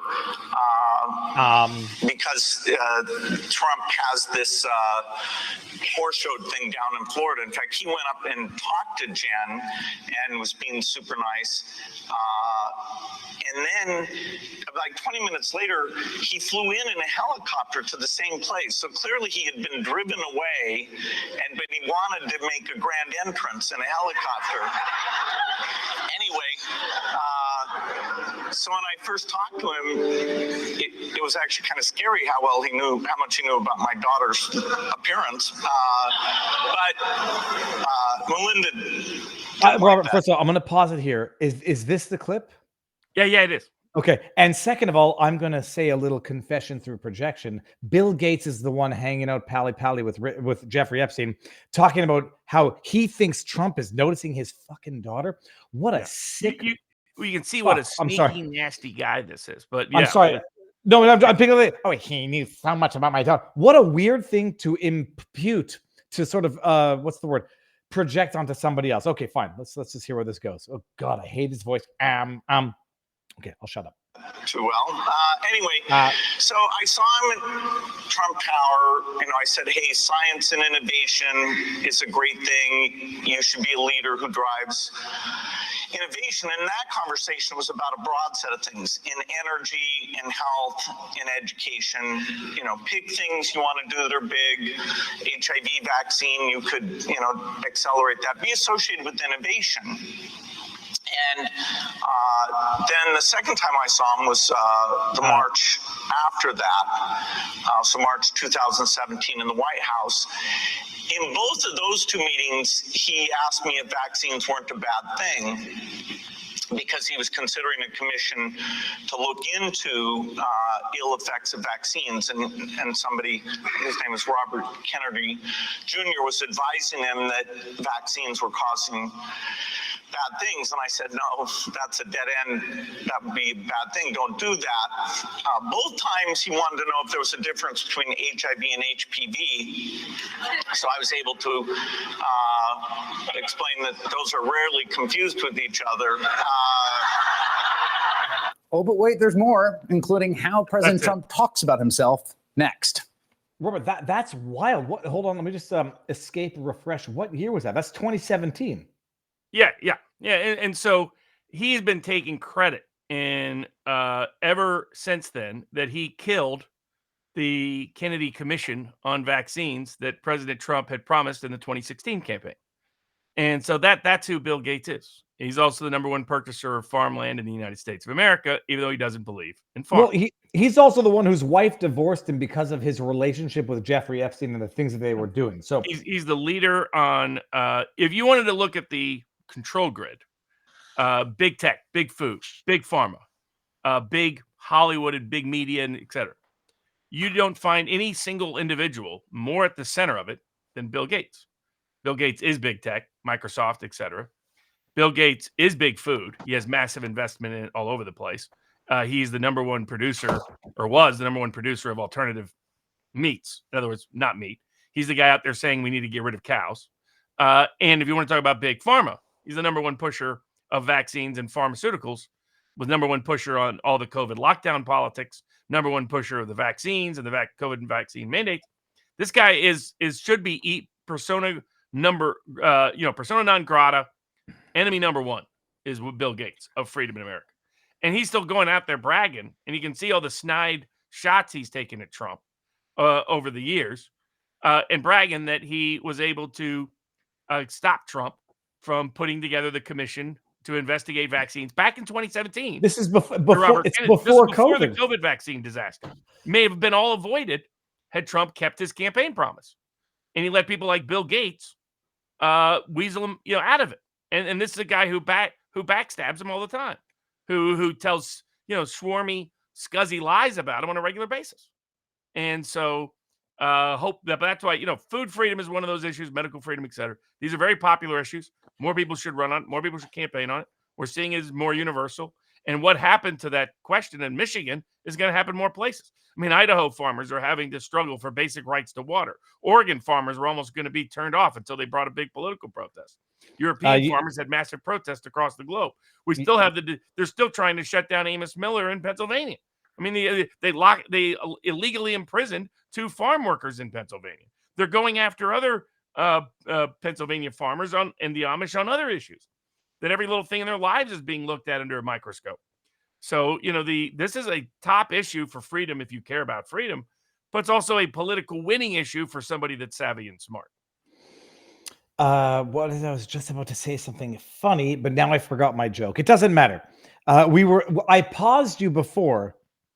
Missouri versus New York. Yeah, here we go. Missouri AG sues New York. By the way, so this is the New Republic. Okay, take it for what it's worth. Because I love the framing. Yeah, this is your institutional conservative Federalist Society, the kind of people who love Amy Coney Barrett. Because they're framing it in the header that it's a baseless lawsuit, but it's actually exactly, unless I'm mistaken, Robert, it's basically applying mutatis mutandis, the argument raised by Joe Neerman, Good Logic, in his New York challenge to the gag order. We want to hear what Trump has to say. Missouri AG sues New York for the dumbest reason. He's accusing the New York state of violating Missouri residents' First Amendment rights. Missouri Attorney General Bailey filed a lawsuit Wednesday against New York State, alleging that the gag orders placed on Donald Trump during the hush money trial constituted election interference. The lawsuit alleged that Trump's gag orders and impending sentencing, which was recently postponed, illegally interfered with the elections in other states, violated the Purcell principle, you have to get to that in a second, and violated the First Amendment rights of citizens of Missouri, quote, to listen to the campaign speech of a specific individual on specific topics. I want to highlight that only to give Joe Neerman, Good Logic, the shout out. Robert, what the hell is the Purcell principle? Oh, and that was what the Supreme Court said, don't interfere with an election on the eve of an election in terms of judicial acts. And so the point, now this goes back to the 2020 suit, that if there's a dispute between the states, then there's only one court in the country that has jurisdiction, Supreme Court of the United States. So they filed motion to file a leave to file a suit in the Supreme Court.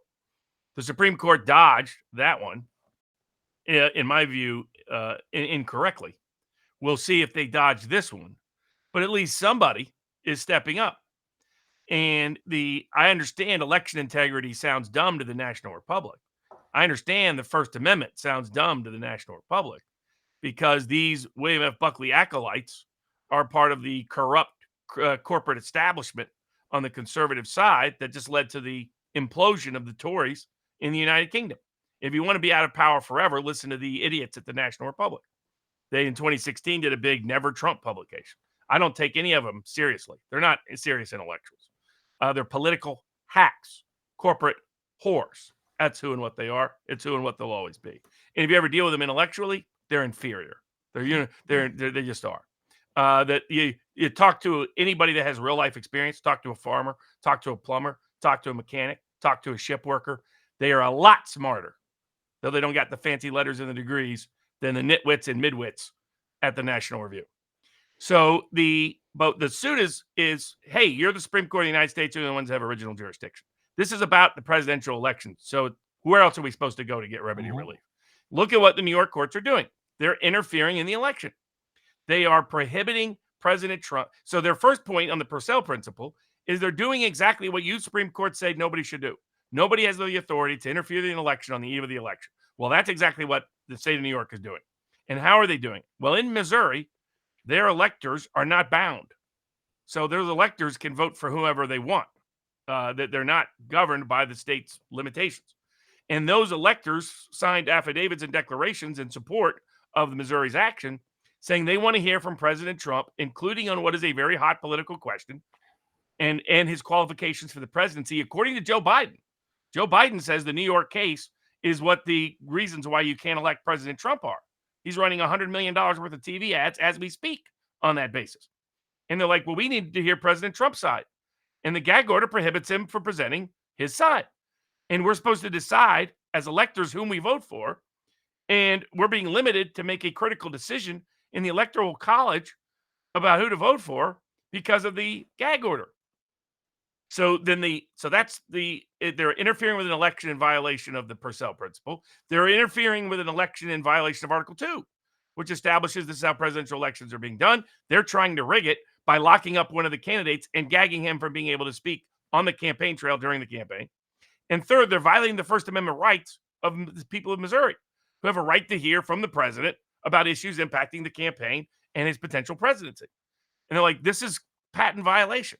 And because the New York courts are sticking their head in the sand and refusing to enforce the Constitution, that means the only remedy for anybody that's not in the state of New York is to get remedy from the Supreme Court of the United States. What happens when the branch violating your constitutional rights and liberties is the judicial branch itself? Well, if it's Missouri, the branch, you got to go to a federal branch. In this case, the Supreme Court is the only branch that has original jurisdiction. And at least they're bringing these issues directly to them, and they're going to force them to either run and hide or deal with them, because this is an unconstitutional gag order. And it highlights its unconstitutional character by bringing this action. And I think more states should bring it. I think a lot of them got intimidated by the Supreme Court playing Pontius Pilate and on standing refusing to get involved in the 2020 election. And then 3 of them were willing to get involved. And then Barrett was the 4th one who refused to vote yes right after the election to at least take up the issues. But the analysis is still correct. The Supreme Court has original jurisdiction. This is clearly a constitutional conflict. It's impacting the most important election in the world. The Supreme Court should be the court to take it up like our Constitution authorized them to.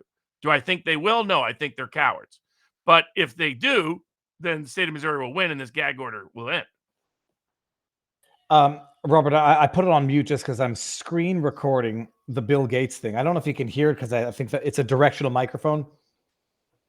So they're faulting the Missouri guy. The Missouri Attorney General has been very proactive in terms of going after the lawfare against Trump. What other states and why are not other states doing the same thing? What other states should be doing it and why are they not doing it? Some other states have joined in filing amicus briefs before federal Judge Cannon, and then the federal case before Judge Cannon. But I think they should have intervened. They should have taken Good Logic's lead and made the same request in the state court of New York. They should have looked at filing. Now, they couldn't file in federal court in New York. They had only filed with the Supreme Court. But I think more of them should have joined the Supreme Court action. So they've spoken out, but not in the most effective manner legally. And Dershowitz finally came around to what I'd been arguing, Good Logic had been arguing. Everybody that's out there should intervene in the New York case who has any kind of standing to do so, to make it clear to the judges there and ultimately higher courts, this is a severe constitutional violation. Mm-hmm. These gag orders are all unconstitutional. They're prior restraint. They're in violation of the First Amendment. There's no basis for it under protecting judicial integrity. That's garbage. And hopefully this case will make good precedent down the road. But while it's happening, Americans' First Amendment rights are being violated. And remember, even under their very limited interpretation now of standing under the First Amendment by the Supreme Court, they said if it's a specific speaker you're not allowed to hear from, then you still have a right to listen that's constitutionally protected. That's why the Missouri language is framed and phrased the way it is. It says this is a specific speaker we want to hear from, that a state actor, the state of New York, through its judicial system, is prohibiting us from hearing from on this topic on a critical election. Robert, let me do a few more of the Rumble rants, and then we'll get some tips in our locals community. King of Biltong says we have 21 acres on the island of 344 on the land. Sorry, this is in Texas. We plan on operating a flagship store and move our manufacturing there as soon as possible. It's in the county, no city nonsense. King of Biltong, have you considered moving to Wichita Falls? There's an excellent community of folks escaping from blue oppression from up there. Neeboopsh, Barnes probably knows why you mispronounce homos. Is it C homos or is it homos? I pronounce it homos because it's Hebrew and it looks like hummus. I don't know what it is. Nifranziel, Patriots.win. I think I got this. Yeah, we got that. Robert, and then I'll get. Let me take this out and just get some of the. Yeah, two. The people point out the article actually came from the New Republic, which also sucks compared to the National Review, but the National Review also sucks. It was no bottom line. I think the New Republic might suck even harder than National Review. I love the framing. The framing was just gloriously biased. I'm going to go to the bottom and then scroll up and get some of the tips here in our locals community. On the question of non-compos mentis, we got that one from Pasha Moyer. The question is perhaps not what will be done. Perhaps we should rephrase the question as to how far back in time should his decisions be invalidated. It won't happen. Spam Ranger, $5. How about Barnes Law putting a nail in the documents case by borrowing from my materials, I guess I meant, and filing an amicus brief against the indictment? My pro se brief might be a good starting point. Spam Ranger, I'll screen grab it. Escape here. Beavis Wallace says, was the Supreme Court's bucket suggestion for presidential immunity the standard for Nixon impeachment? If not, would this decision have given Nixon immunity? This decision, Robert, it would have given Nixon presumptive immunity. Yeah. Okay, good. I understand things. I'm not that thick. We got scroll up. We got Finboy Slick, a nice meme here. Going up. $5 from JMO2. Just trying to extrapolate the presidential immunity consequences.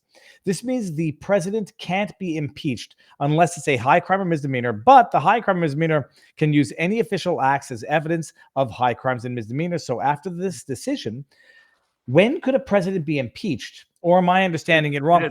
There's no impact on impeachment. Yeah, so, no, he can be impeached. He could have previously been impeached. He can still be impeached. But now he cannot be criminally prosecuted, even if he's impeached. If he's impeached and convicted, he still can't be criminally prosecuted. If it's within the presidential acts, he could be within impeached. the outer perimeter of his duties. Sorry, I didn't mean to point to you. That's very rude, Robert. He can be impeached and convicted for something that's not a crime if we're following the last precedent.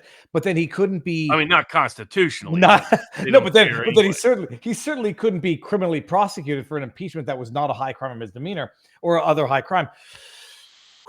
Okay. So where do we move on to now? If I'm totally lost. So the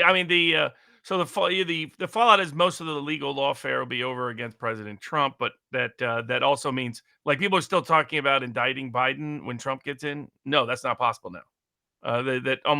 Pretty much all that would be official act. Well, that's true now. So even if Biden gets impeached and convicted for weaponizing the DOJ, still can't be indicted because it's a constitutional presumptively, or nothing in no communication can ever be the subject of any criminal investigation or criminal indictment. So hold on, Robert. If I can get really tinfoil hat conspiracy theory, did this decision of immunity protect Biden? Well, yeah, and also who the establishment people were worried about. It protects Bush, protects Obama, protects Clinton, protects everybody. Because when Obama killed that American citizen, the 16-year-old kid, it was within the they'd have to make an argument it was purely personal, but good luck with that. Oh, yeah. I mean, if you people can look at the civil cases to see what they consider personal. Motive is irrelevant. Is what he did something that's within the constitutional power of the presidency? And the waging wars within the constitutional power of the presidency. So and everything goes with it. Now, you could argue about there should be congressional limitations and so forth, but practically speaking, anything that a president does is now beyond the reach of the criminal law. I mean, unless it's as egregious as, because I don't think it even being egregious wouldn't matter. Well, how about it needs to be truly personal, something he never could have or would have done, but for the if he unless he was president. Well, Robert, this is not a confession to dispute. But remember, in the defamation context, what they've interpreted as official. They've interpreted making statements about your divorce is official act. That making statements about your neighbor is an official act. Making statements about random strangers on the internet on your Yeah. social media account, official act. I know who you're talking So, about. yeah, exactly. The Covington kids and No, other but related Robert, I was So going to make that scale is massive. Anybody that's reviewed it knows that when you parallel the two, there's immunity for pretty much everything. I get that the DC judge may ignore that. Jack Smith may ignore it, try to pretend they can go forward. Jack Smith says he's going to keep prosecuting even after the election. I get all that. They're not getting the message that they're supposed to be done, and if they're not done, they're going to get whacked even harder by the Supreme Court. But if you understand where the court was coming from and the history of that doctrine applied in the civil context, you would know it is almost impossible to sue a president for monetary damages where this kind of immunity is given. You would also know it's almost impossible now to indict the president for almost anything. It would have to be something. I was on a beach, I saw somebody, and I shot him in the head. Right? I mean, it's got to be like way, way outside of presidential duties and tasks. Something that would have happened even if you'd never been president. I just, I don't know what Jack Smith is into, but he might not mind getting whacked harder by some members of the Supreme Court. No, but I was going to make the joke, like pull up Kristi Noem again, like if Biden kills his dog, can it be animal cruelty? And he'll say, well, no, I took the dog onto the front lawn and shot him in the head with a shotgun because he bit Secret Service, and therefore it's within the presidential. I mean, if you're going to go with I didn't like my food, so I killed the chef because that might be the one. That might be the line. Even that one, no. I mean, if you look at civil suits, this has arisen in the civil suit context, and they've found immunity pretty much every time. Holy hell! Okay, that's I mean, it's fantastic, hilarious, cynical, dark, and I'm not so happy with that decision anyway. All right, what do we move on to now, Robert? So we have a Biden's LNG exports getting banned. His ban attempt getting blocked. Vaccine mandate jury verdicts. Amos Miller, social media. I would say here's the ensuing agencies. We got to wrap up SCOTUS because this is the last week of this term of SCOTUS. Won't have much news on SCOTUS until October now. We go through, it's mostly election season we're transitioning into and whatever other legal cases come up in that context. But we got cert denials that Gorsuch dissented from one, Thomas dissented from a couple, Jackson dissented from one. We've got their big social media decision, the ability to sue agencies. And then we'll save the Biden LNG export ban, the vaccine mandate jury verdict, and the Amos Miller case for the after party. So, well, I don't know. Probably wrap up here with SCOTUS, but we got a lot of SCOTUS. Okay, so I just kicked a dog in the head by accident because he's under the table. Immunity, Robert. So you were pretending to be Joe Biden. It's terrible. It's funny, but it's not funny. No, do the Amos now while we have the most massive audience so that the world can know about it. And then do the bang, bang, bang. Because, look, I started reading some of them. I'm not saying I got bored, but I got distracted. And then we'll bring over the after party on the locals. The potentially disturbing decision is the social media decision. The Supreme Court. Give us the Amos Miller update now, because locals is going to get it regardless. We've got a massive people watching on Rumble. So what's the Amos Miller? Amos, everybody knows. If you don't know it, we're not going to summarize it right now. Before we even get into the Amos Miller, if you can update us on the veterinarian practitioners, the two gentlemen who were locked up for a week or no, it was a month. They're out. Is there any update you can give us on those guys? Not yet. The Pennsylvania Supreme Court said moot, and so they dodged the issue. So we're probably going to have to file a federal civil rights suit at some point. Moot because they've been released. Yeah, exactly. They delayed hearing it until after they released, and then decided to hear it and called it moot. So that tells me the Pennsylvania courts are probably not going to be an answer, unfortunately, and we're probably going to have to look at federal courts. So the federal courts have been very erratic in Pennsylvania, sadly, on constitutional liberty, unless we can get base Judge Stickman out in Pittsburgh. But there's no jurisdiction there for Pittsburgh. Stickman, he ran the first favorable decision under the COVID lockdowns. I forget what it had to do with all the lockdowns. But he documented what a fraud it was very early on. All that, but fantastic ruling, one of the best rulings. Stickman for SCOTUS, we'll get it one day. Absolutely. So what's up with the Amos Miller? So Amos Miller is the Amish farmer, been prosecuted, persecuted, harassed by the Pennsylvania. Well, but first by the FDA, they dropped it, then by Pennsylvania, and they don't relent. So what's the latest going on there? So the Amos Miller has been operating. He's an Amish farmer in Lancaster County, but it's actually pronounced Lancaster. There in the local community, as they reminded me, has been a dairy farmer and other form of farming for a quarter century. One of the most popular, successful farmers, small farmers anywhere in the world. Has delivered millions of food products to tens of thousands of Americans. During that time period, as the government itself has admitted from the stand, their own officials, there has never been a single complaint of any kind by any consumer of Amos Miller's food about any aspect of it. Not the packaging, not the labeling, not the quality, not causing illness, nothing. They don't have any complaint. He has the highest consumer satisfaction rate of any small farmer operating at scale in the last quarter century in America.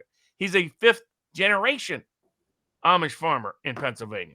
His papa farmed, his grandpapa farmed, his great-grandpapa farmed, and his great-great-grandpapa farmed.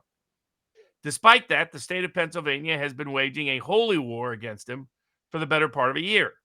They went into his farm, seized all of his food, ordered all of his food destroyed, then ordered him shut down, went to a state court judge and demanded the state court judge shut him down. And effectively shut him down in such a way that he would be bankrupt and out of business.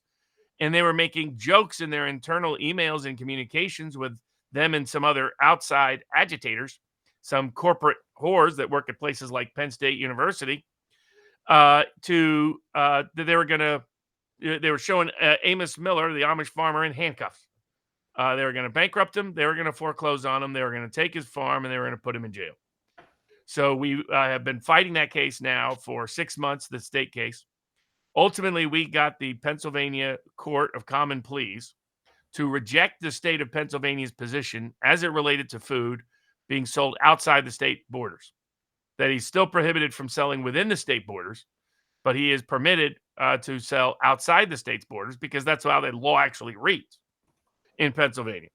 And again, the only basis has always been the government's asserting that you have to get a permit to sell any food, and the nature of getting that permit requires you to forfeit not only your rights, your First Amendment rights, Fourth Amendment rights, Fifth Amendment rights, or Sixth Amendment rights, but also that you forfeit producing most of the food that you produce. In other words, their idea of licensing food is an agreement, voluntary agreement, to not make 95% of the food you make. It's one of the most ridiculous licenses of all time.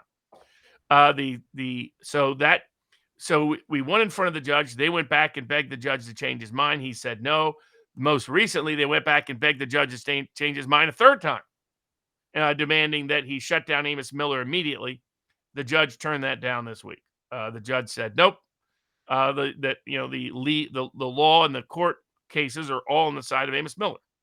Now their next step will be to go beg to the Commonwealth Court of Pennsylvania, which is the appellate division of this issue, and beg them to try to shut down Amos Miller, because that's how nuts they are. And it's one of the judges on the Commonwealth Court that illegally imprisoned 2 farm workers because the state government blew a leaf across his desk asking him to do it, in the sense of the lack of due process that was followed in that case. So this is going to be a continuous battle. It's never going to stop realistically until we get legislative reform in all likelihood.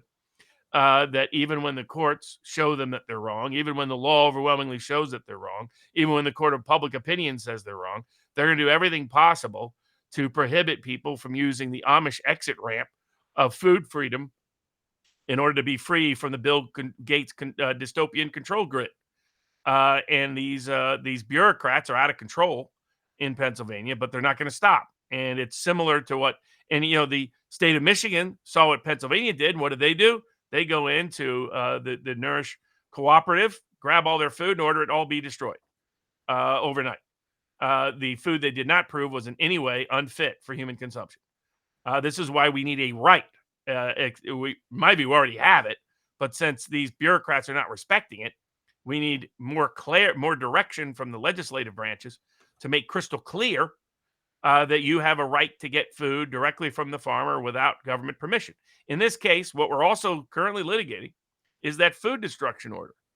And we're going to be filing our opposition on Monday to the government's effort to destroy a bunch of the food that they, in my view, illegally seized in the first place.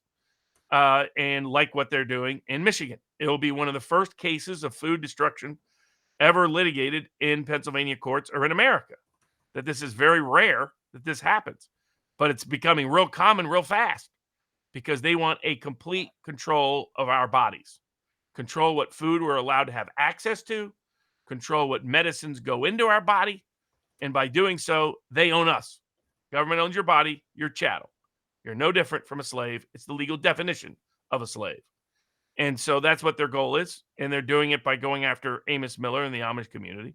And thanks to all the people that have continued to support Amos Miller to keep him afloat financially when they've waged these repeated and recurrent legal wars on him that have cost tons of money to defend. And we've been able to do it at a very discounted legal fee basis to keep him afloat and not go broke at the same time ourselves. And Amos got a new special July 4th Preserve America fundraiser for 1776 Law Center supporting his case. He's made some great goat soap that is awesome. Yeah, and that stuff smells particularly. Goat's milk soap smells the most delicious of all soaps. Oh, he's got like a special mitt thing that because he's got a little mitt farm right there on the property, and you can get that at AmosMillerOrganicFarm.com. It's also up on my Twitter feed. It's also up at VivaBarnesLaw.locals.com. It's you basically what you're giving is mostly a donation, but you get a really cool product in the process. So that it's an above average donation gift response. So you can make that that's available to everybody to help us continue to crowdfund. And I definitely recommend going to AmosMillerOrganicFarm.com to get what you can because they're going to keep trying to shut him down. So, stock up now, given who knows what's next from the government harassment. He continues to be the front of all of this, the template for all of this, the tip of the spear for all of this. Amos Miller's rights are our rights to our food, to our freedom, to our bodies. And so supporting him supports yourself as well as supporting America. Robert, I'm just checking the journalists on an article here before we head on over. Well, there might be another one. I just want to bring this one up because I'm not sure. There's some SCOTUS ones we should probably go through first.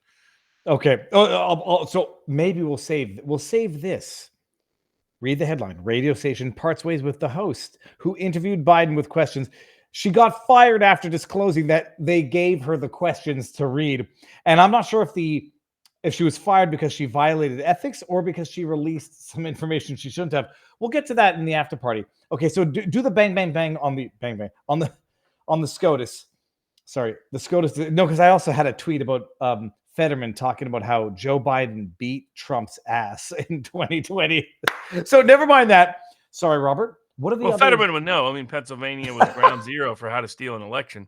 So Supreme Court, it's the really troublesome social media decision is the biggest one. So for those that don't know, this is a case we've been covering this from the very inception. State of Florida and the state of Texas both passed laws trying to limit the big social media monopolies from discriminating and censoring based on political viewpoint in the digital public square that they own a practical and functional monopoly on. The 11th Circuit said, no, that violates the First Amendment rights of these big corporations. The 5th Circuit, one of the best decisions, in my opinion, written on this topic, said, no, this law is just in protecting First Amendment rights, doesn't undermine it. Goes up to the Supreme Court, and the Supreme Court this week threw out the decisions of both the 5th Circuit and the 11th Circuit. And the majority made clear they're not going to allow states or anybody to regulate social media. They're not going to allow them to restrict social media from eviscerating our First Amendment rights. They already did it in Missouri versus Biden by saying those states couldn't sue, those people couldn't sue, so that the only leg left standing on is Robert Kennedy's suit against them. And now they came in and said, hey, you local state governments, when you try to protect your citizens' rights against the wayward behavior of big corporations, we're not going to allow you to do that either. Now, the only upside to this decision is that the nature of it is mostly dictum, because there was agreement that the lower courts had not fully vetted certain factual issues. And so on that basis, they agreed to overturn both the 11th Circuit and the 5th Circuit, saying, go back and develop a better record for us. But that didn't stop the three liberals, which were really disappointing in Kagan. Kagan had previously been skeptical of these aspects. Now she understands the politics, so she's fully on board with the censorship. And then the three institutionalists, Kavanaugh, Roberts, and Barrett, wrote basically opinions that, as Thomas, Scalia, and Alito pointed out in dissent, it's called concurring. They're like, hey, everybody, just pretend this is dictum, because they didn't have an actual binding decision yet. And so we're concurring, not dissenting. And that's but it's clear what the guideposts are. And what they said was, this goes to the same Section 230 issue that Justice Thomas dissented on again this term, of them denying cert on in a Snapchat case. That what's really promising is Gorsuch has joined him. And it looks like Alito is starting to line up. So Thomas was sort of out by himself a couple of years ago. Then Gorsuch came in. Now Alito's come in. We'll see if they get any of the others. The problem is Barrett's going to be a disaster on this set of issues, like she is on a lot of constitutional issues that matter of consequence. And what the issue is that these big tech companies are acting as simply as platforms for other people's speech. And based on that, they got immunity from Congress. Section 230 said you can't be sued for just being a platform, because you shouldn't be blamed for speech that you didn't make. But what they've been doing the last 10 years, since they decided to take the censorship route, especially the last 5 years, is they've reversed course and said, no, we're actually not a platform. We're the editorial page that decides which letters to the editor get printed, because now we want First Amendment protection. So even though they lied to Congress to get immunity, they now want to use that immunity as a shield and use their First Amendment as a sword. And as Thomas and Alito and Gorsuch have pointed out, this makes no sense. That if they're a platform, they're not the speaker. Let's not pretend that they're the speaker. We've never treated somebody as the speaker in that situation. You don't have First Amendment rights in that situation. Also, these are all big corporations and monopolies, which should change the First Amendment analysis. Unfortunately, they've abandoned the anti-monopoly analysis about a couple of decades ago, the Supreme Court of the United States. And now they're abandoning the rest. Of course, they're big corporations. And by the way, Justice Barrett wrote separately, just to remind everybody, corporations are people too, everybody. So we got to protect their First Amendment rights above everybody else. And what their guidepost is the Texas and Florida's laws are going to be overturned, are going to be thrown out. They're going to be invalidated. No state is going to be allowed to regulate or restrict social media companies on antitrust monopolistic grounds, on consumer violation grounds, or all the rest, because at the same time they refuse to take cert on Section 230 cases where they're immunizing Snapchat and others for deliberately promoting child pornography, for deliberately promoting specific harm to individuals. What they said is now credit to Justice Jackson, of all people. Justice Jackson said, in a concurring opinion, clearly not everything a big tech company does is speech, right? No, Robert, now you're shilling for Ketanji Jackson Brown. But what is the practical solution to this? Because each state tries to pass its own laws. Take away Section 230.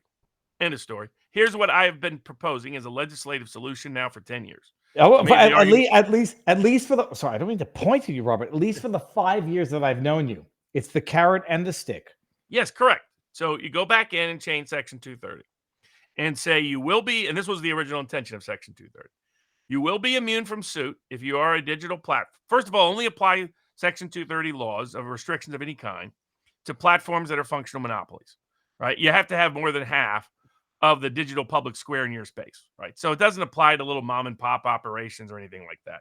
People regulating their own personal content pages. Wouldn't it? You got to have monopolistic power.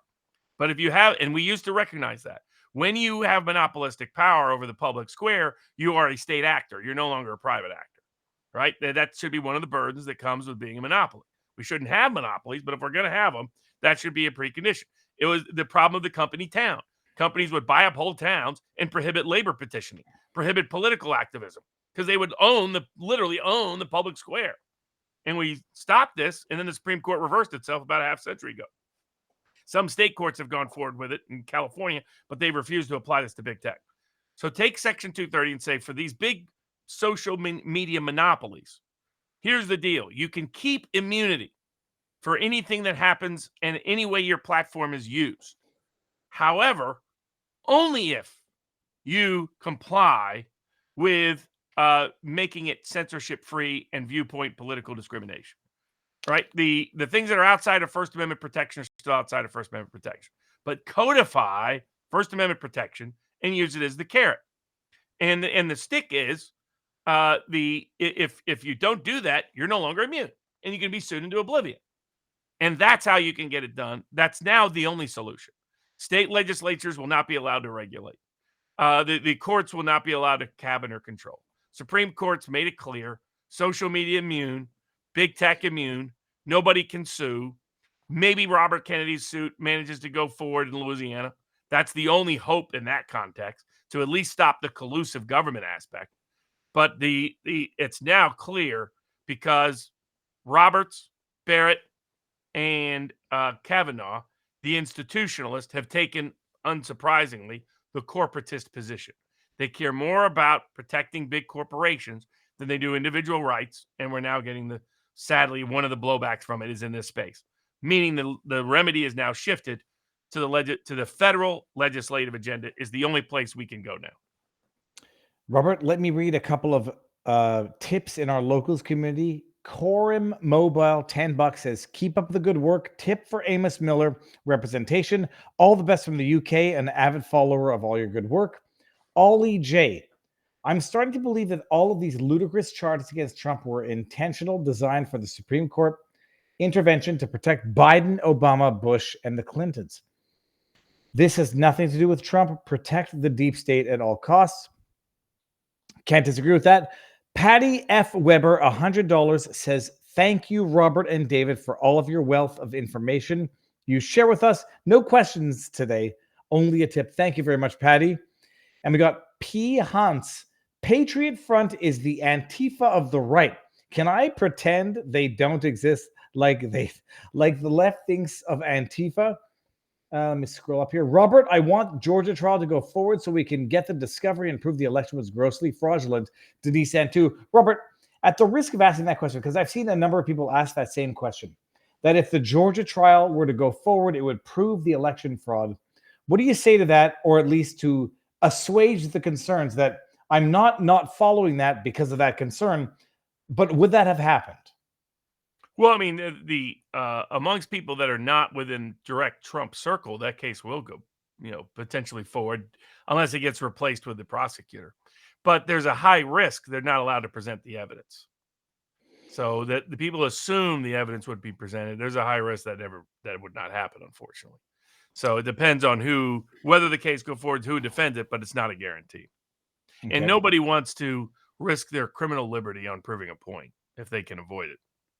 Yeah, that's fair enough. All right, Robert, before we go over to vivabarneslaw.locals.com, exclusively, what's left on the Supreme Court accepted and not accepted by way of certiorari? So credit to Justice Gorsuch, who dissented on what's happening in Florida and other states. They allow criminal convictions with less than 12 jurors if the criminal sentencing risk is relatively low. Gorsuch pointed out, we need to reinvigorate the right to a jury trial. He goes, it was social science nonsense that led us to eviscerate constitutional liberty for that rogue decision that said you needed less than 12 jurors. And he goes, it's time to recognize it was rogue nonsense and reinstate the 12-juror requirement and respect jury trial rights in America. So good, righteous dissent from Justice Gorsuch on that question. Justice Thomas dissented on the Second Amendment.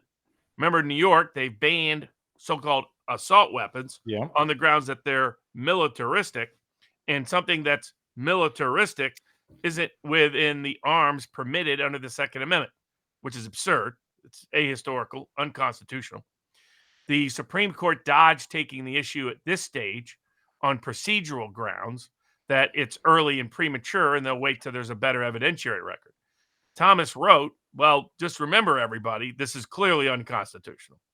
And he goes, if Illinois doesn't fix it, the Seventh Circuit doesn't fix it, we are going to overturn it.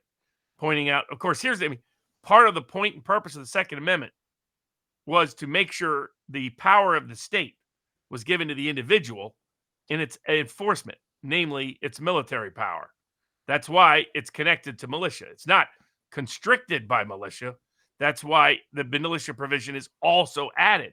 Is, by the way, the reason we want to make sure people can have the right to bear arms that the government can't take away is so that they can also be there as the military tool of the state by being the militia.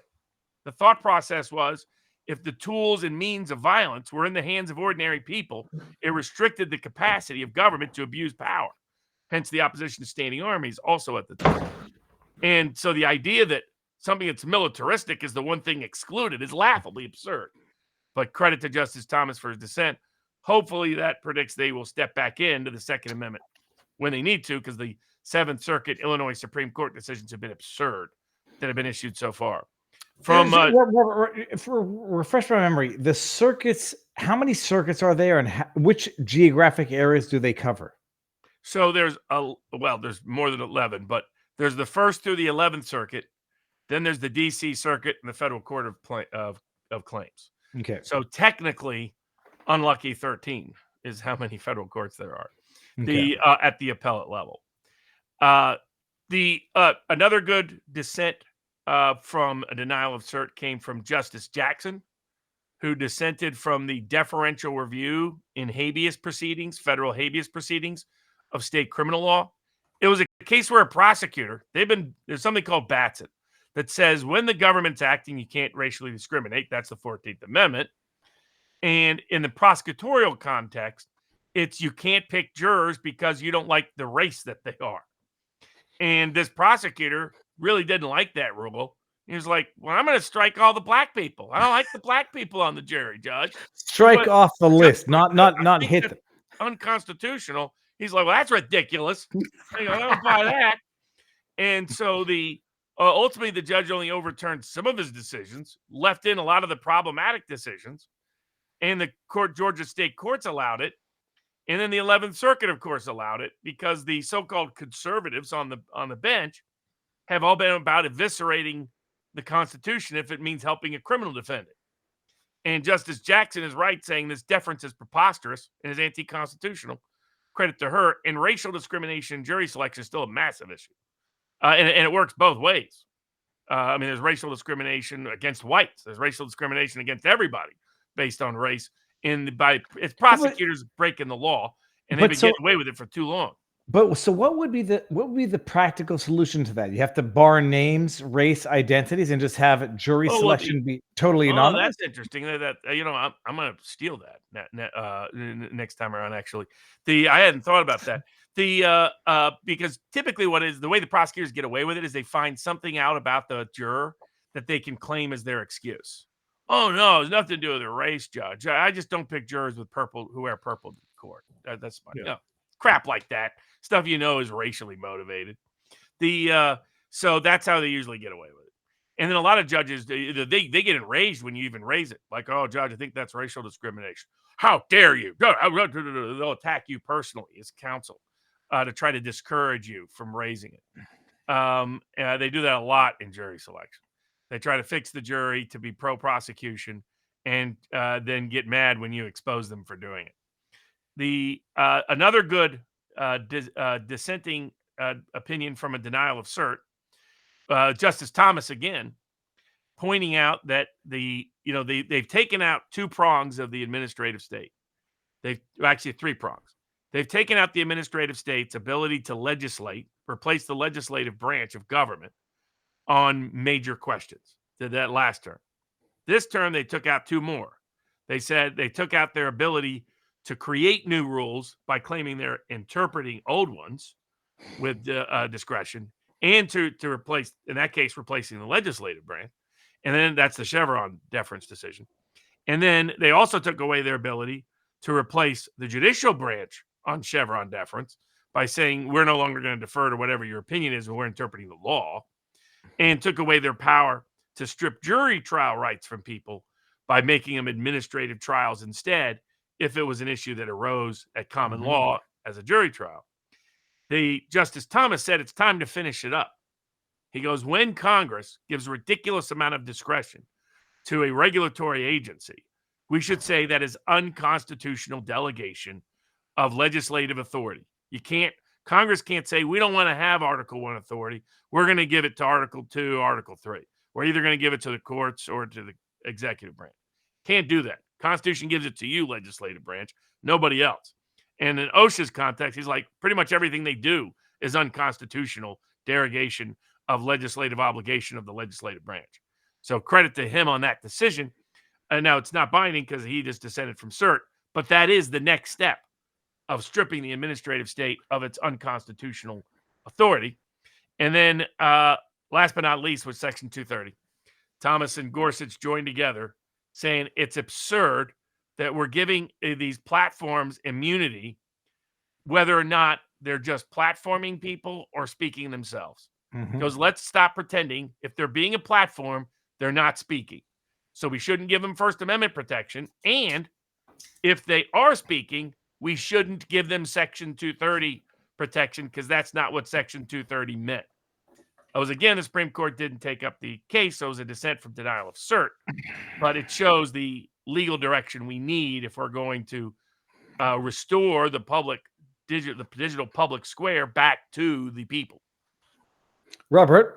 Last but not least, at least because they've been screwing everybody over on standing, at least they came in and said, by the way, if the government screws you, you don't have to sue until you're actually directly injured. Because here's what agencies were arguing. You don't have standing to sue us, but if you do, you have to sue us a lot earlier than when we actually cause you injury. Classic version. And at least they called out that scam and said, no, if we're going to say you can't sue until you're injured, then that means your cause of action doesn't accrue until the injury. Until the injury. It doesn't matter if the final agency action was 25 years ago. If it didn't cause you injury until yesterday, then you get to sue within 6 years of that time frame. And that at least, redeemed a little bit of their bad standing decisions. What was the name of that decision, if I may ask? Something postal carrier, something. Yeah, okay. And by the way, just I'm bringing up dog number 2. She's alive. She's she will not die. She's the Terminator of dogs. The only thing I'm thinking is she going to shit or piss on me, Robert? This is she's like, hey, you just described the Biden 2024 presidential campaign. Oh God, I hit my own. Won't die, and you don't know when it's going to urinate or defecate on you. I love how you go with urinate or defecate, and I go with shit or piss, Robert. What are you going to do? You're going to do it? She won't do it because she knows who feeds her tomorrow. At what time? 5:30 in the morning. Get out of here. That's Pudge. That's proof of life. All right, now on that note, we're going to end it on Rumble. We're gonna good. Get out, enjoy it. I don't know where they think they're gonna go. They're not going up any stairs. Robert, we're gonna end this on Rumble. Go for the locals. Hold on before we do that. Let me just make sure. I'm gonna go here. We got T1990 who's got a bunch of Rumble rants, and then we've got on locals a bunch of. Okay, we're gonna deal with this over on locals. So we're gonna end it on Rumble. Yeah, and we'll come cover on over to the vaccine mandate, big first jury verdict in vaccine mandate cases, and how Biden administration's effort to ban exporting LNG failed in federal court this week. And I've got dogs who are going to fight with each other. This is going to be a first. Get out, dogs. You're done. Robert, what do you have for the next week? What's coming up? So I got 2 big briefs due tomorrow. Then got to fly up to Pennsylvania, take care of some legal cases up there. And then I'll be flying straight from Pennsylvania to Brewtown for the Republican National Convention. And I'll be there for the first couple of days of it.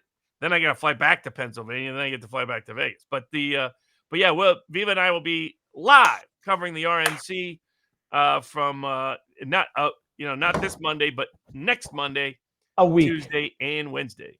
In Milwaukee, it's going to be amazing. It'll be like I can't even think of a LeBron and Bernty. Not LeBron. What's the show, Robert? With the people they had the intro where they would hold hands. Laverne and Shirley, not LeBron and Bronte. I'm done. Okay, I'm going to end it on Laverne and Shirley. We're going to go over to locals, people. How do I do it? I go like this, click. Come on over. If you're not coming on over, you'll know I'll be live probably tomorrow, but definitely over the week. And that's it. Done and done. Ugh. Laverne and Shirley. That's what it's going to be. Come on over to the locals right now, vivabarneslaw.locals.com. Updating the stream. It's going to be for locals supporters only now. It'll take a few seconds to click in. Robert? All right. So what are we talking about now? So, yeah, we got the jury verdict on vaccine mandates. First big one that came in. Going to fight for a right to a jury trial in another case in Tennessee on vaccine mandates. And the Biden administration losing again at their efforts to circumvent the democratic process, and this time trying to prevent companies from exporting liquefied natural gas.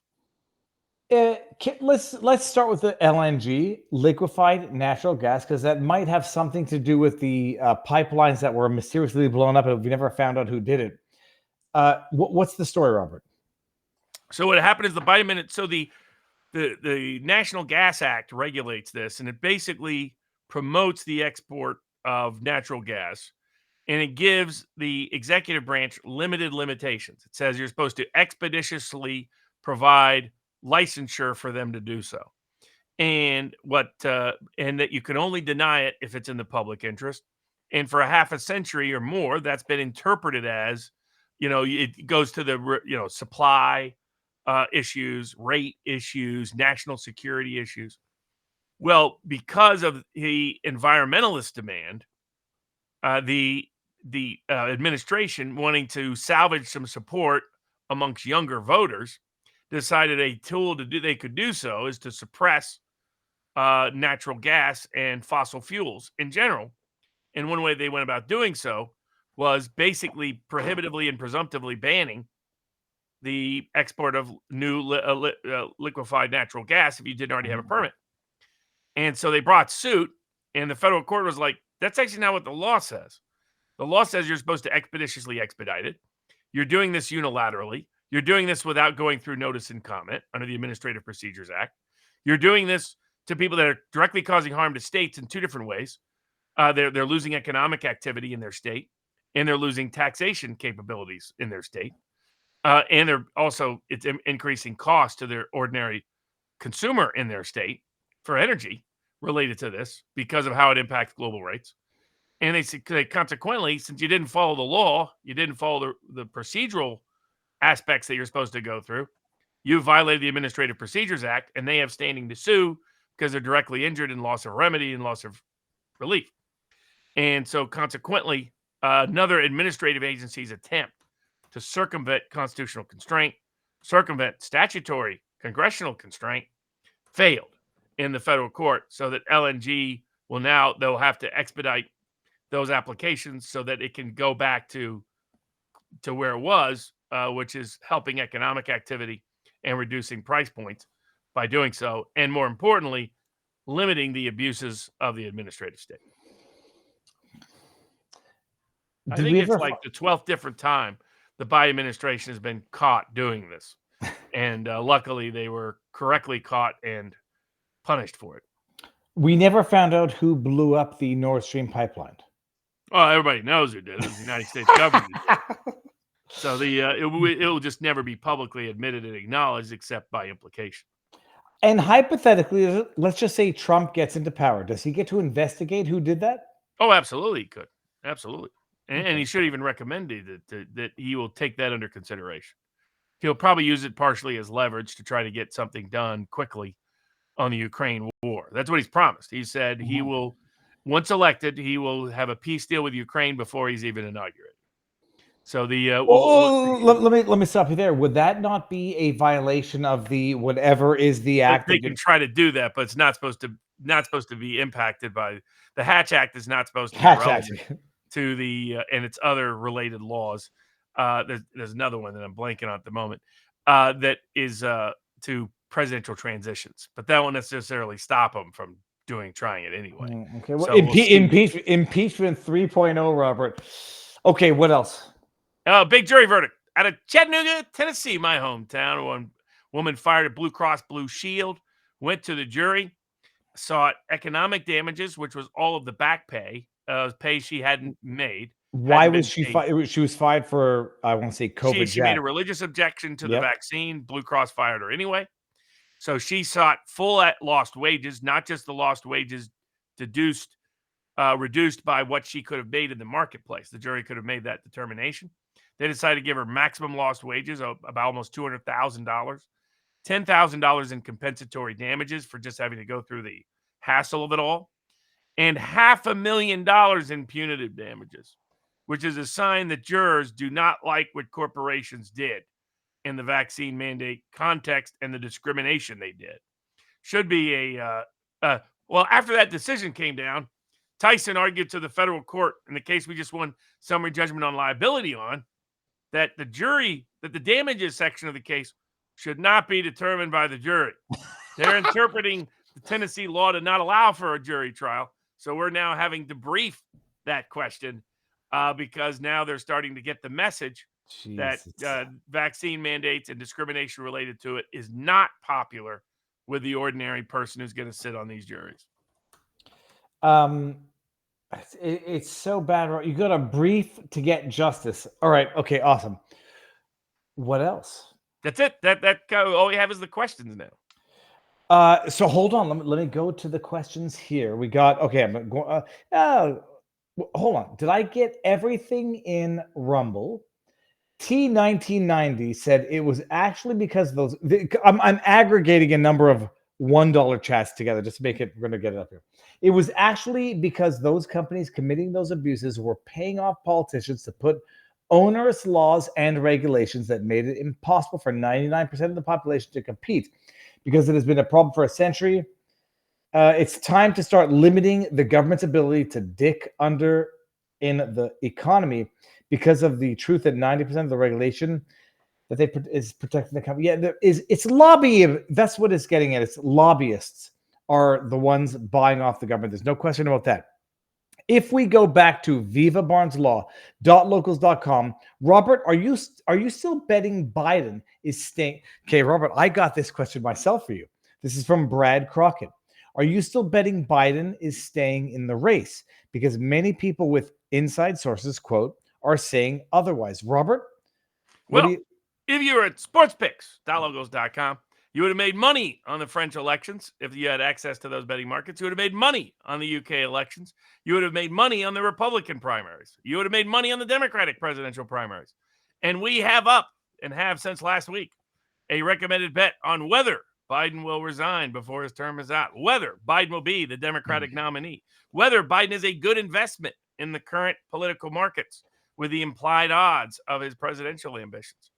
And but you would have already had the early access inside information to it, but since they've already had that for more than a week, my prediction is still the same.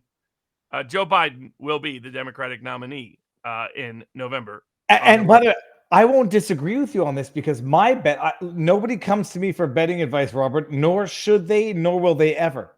But hold on, let me just get my predicted. I haven't bet that Joe Biden will be the nominee, but I have bet that Kamala Harris will not be the nominee. And I've got multiple reasons for that. Even if Joe Biden drops out, there will be a fight, and it will not be Kamala that, even if she wins it, there'll be like at some point an evening out of the field. Kamala, Whitmer, Newsom, the other one there, Satan, Clinton. There's one more in there. I think I might have missed some. Either way, even if Biden drops out, there will be a battle so that you put your money in. Right now, Hillary Clinton is at 3 cents. Pete Buttigieg is at 2 cents. He'll bump up. So even if it's not Biden, there's going to be a fight, and it will not be a hands down. Here's Kamala, which everyone knows is a terrible bet. Well, yeah, there's no question. Pete Buttigieg knows how to get you from behind. Robert. Sorry, I'm just going to say that I had other jokes because I made a joke about Joe Biden and Fetterman from behind. But so I'm not above those jokes. And there's no but. There's no but. But it's also really true about him, tactically speaking. He's one of the sneakiest, nastiest people in Washington, and he's got deep state ties and allies. No doubt about that. Pete Buttigieg is at 3 cents. Maybe I'll put a little money on him. Bottom line, even if Joe Biden leaves, Kamala Harris is at 40 cents right now. She will not be the nominee. So I think we can all agree to bet against Kamala at 40 cents. And we'll know where are the VP markets currently. So because that's going to be announced here we now go. in the next 10 days. VP is JD Vance. I don't want to show my position. I've got thousands of what do they call them? Units on I bet on JD Vance. Okay, so if I might make some money. I'm up $800 on JD Vance. Burgum is down to 20 cents. Rubio's at 18 cents. Ben Carson's at 12 cents. I don't know when that happened. Tim Scott was leading at one point. He's now down to 6 cents. Well, we put out bet recommendations on that in sports picks. All of those have been profitable because we said short Kristi Noem, short Tim Scott, short Marco Rubio. You got to sell. Put money on Carson. Put money on JD Vance, and Carson and Vance are way up from where they were, whereas where they started, and to short Burgum. And it's good to see they're declining. Burgum is a disaster, as it turns out. I mean, he said a whole bunch of anti-Trump things, close with Bill Gates. Yeah, so pro-COVID vaccine things. He needs to be nowhere near the ticket. What's amazing is Posobiec put that out, and it was quite phenomenal. Let me see here. Just to know, like I'm in for like $2,000, Robert. I'm in for $2,000 in. So if JD Vance is announced, we can go out and have a celebratory dinner in Milwaukee. Well, let me see how much that pays out. Yeah, so on the VP, I'm all in on JD Vance, and on the Joe Biden, I'm all in on not Kamala Harris, and I got a little bit on Hillary Clinton because I think she will not win, but I believe if there's an infighting, she might double in the markets. Okay, it's okay. Let me go back here. That's just full transparency. I don't want to I don't think Hillary Clinton is going to win, but there will be a fight internally if Joe Biden drops out. But I'm not betting on Joe Biden. I'm betting against Kamala Harris. That was my question, Robert. Short Kamala Harris. She's at 40 cents right now. Oh, yeah. My bet has been that there's 85 to 90% chance that Biden is the Democratic nominee. So short anybody who's above 5% to be the nominee, other than Biden, and bet on Biden up until he's 85, 90%. Tabarnak, and Kamala Harris is at 40% right now. I might and in some add global on markets, Biden is down to like 8% to be president. And Wow. so that's an implied value is like that. So in those markets, you can buy and buy out. In those, you can buy and then sell the stock. It's like a stock. Yep. So, I would buy Biden until he's at 40. Kamala Harris is up to 41 cents now. Okay, whatever. Robert, have we gotten everything we've meant to get to? Trump rejected Project 2025, says Madre Son.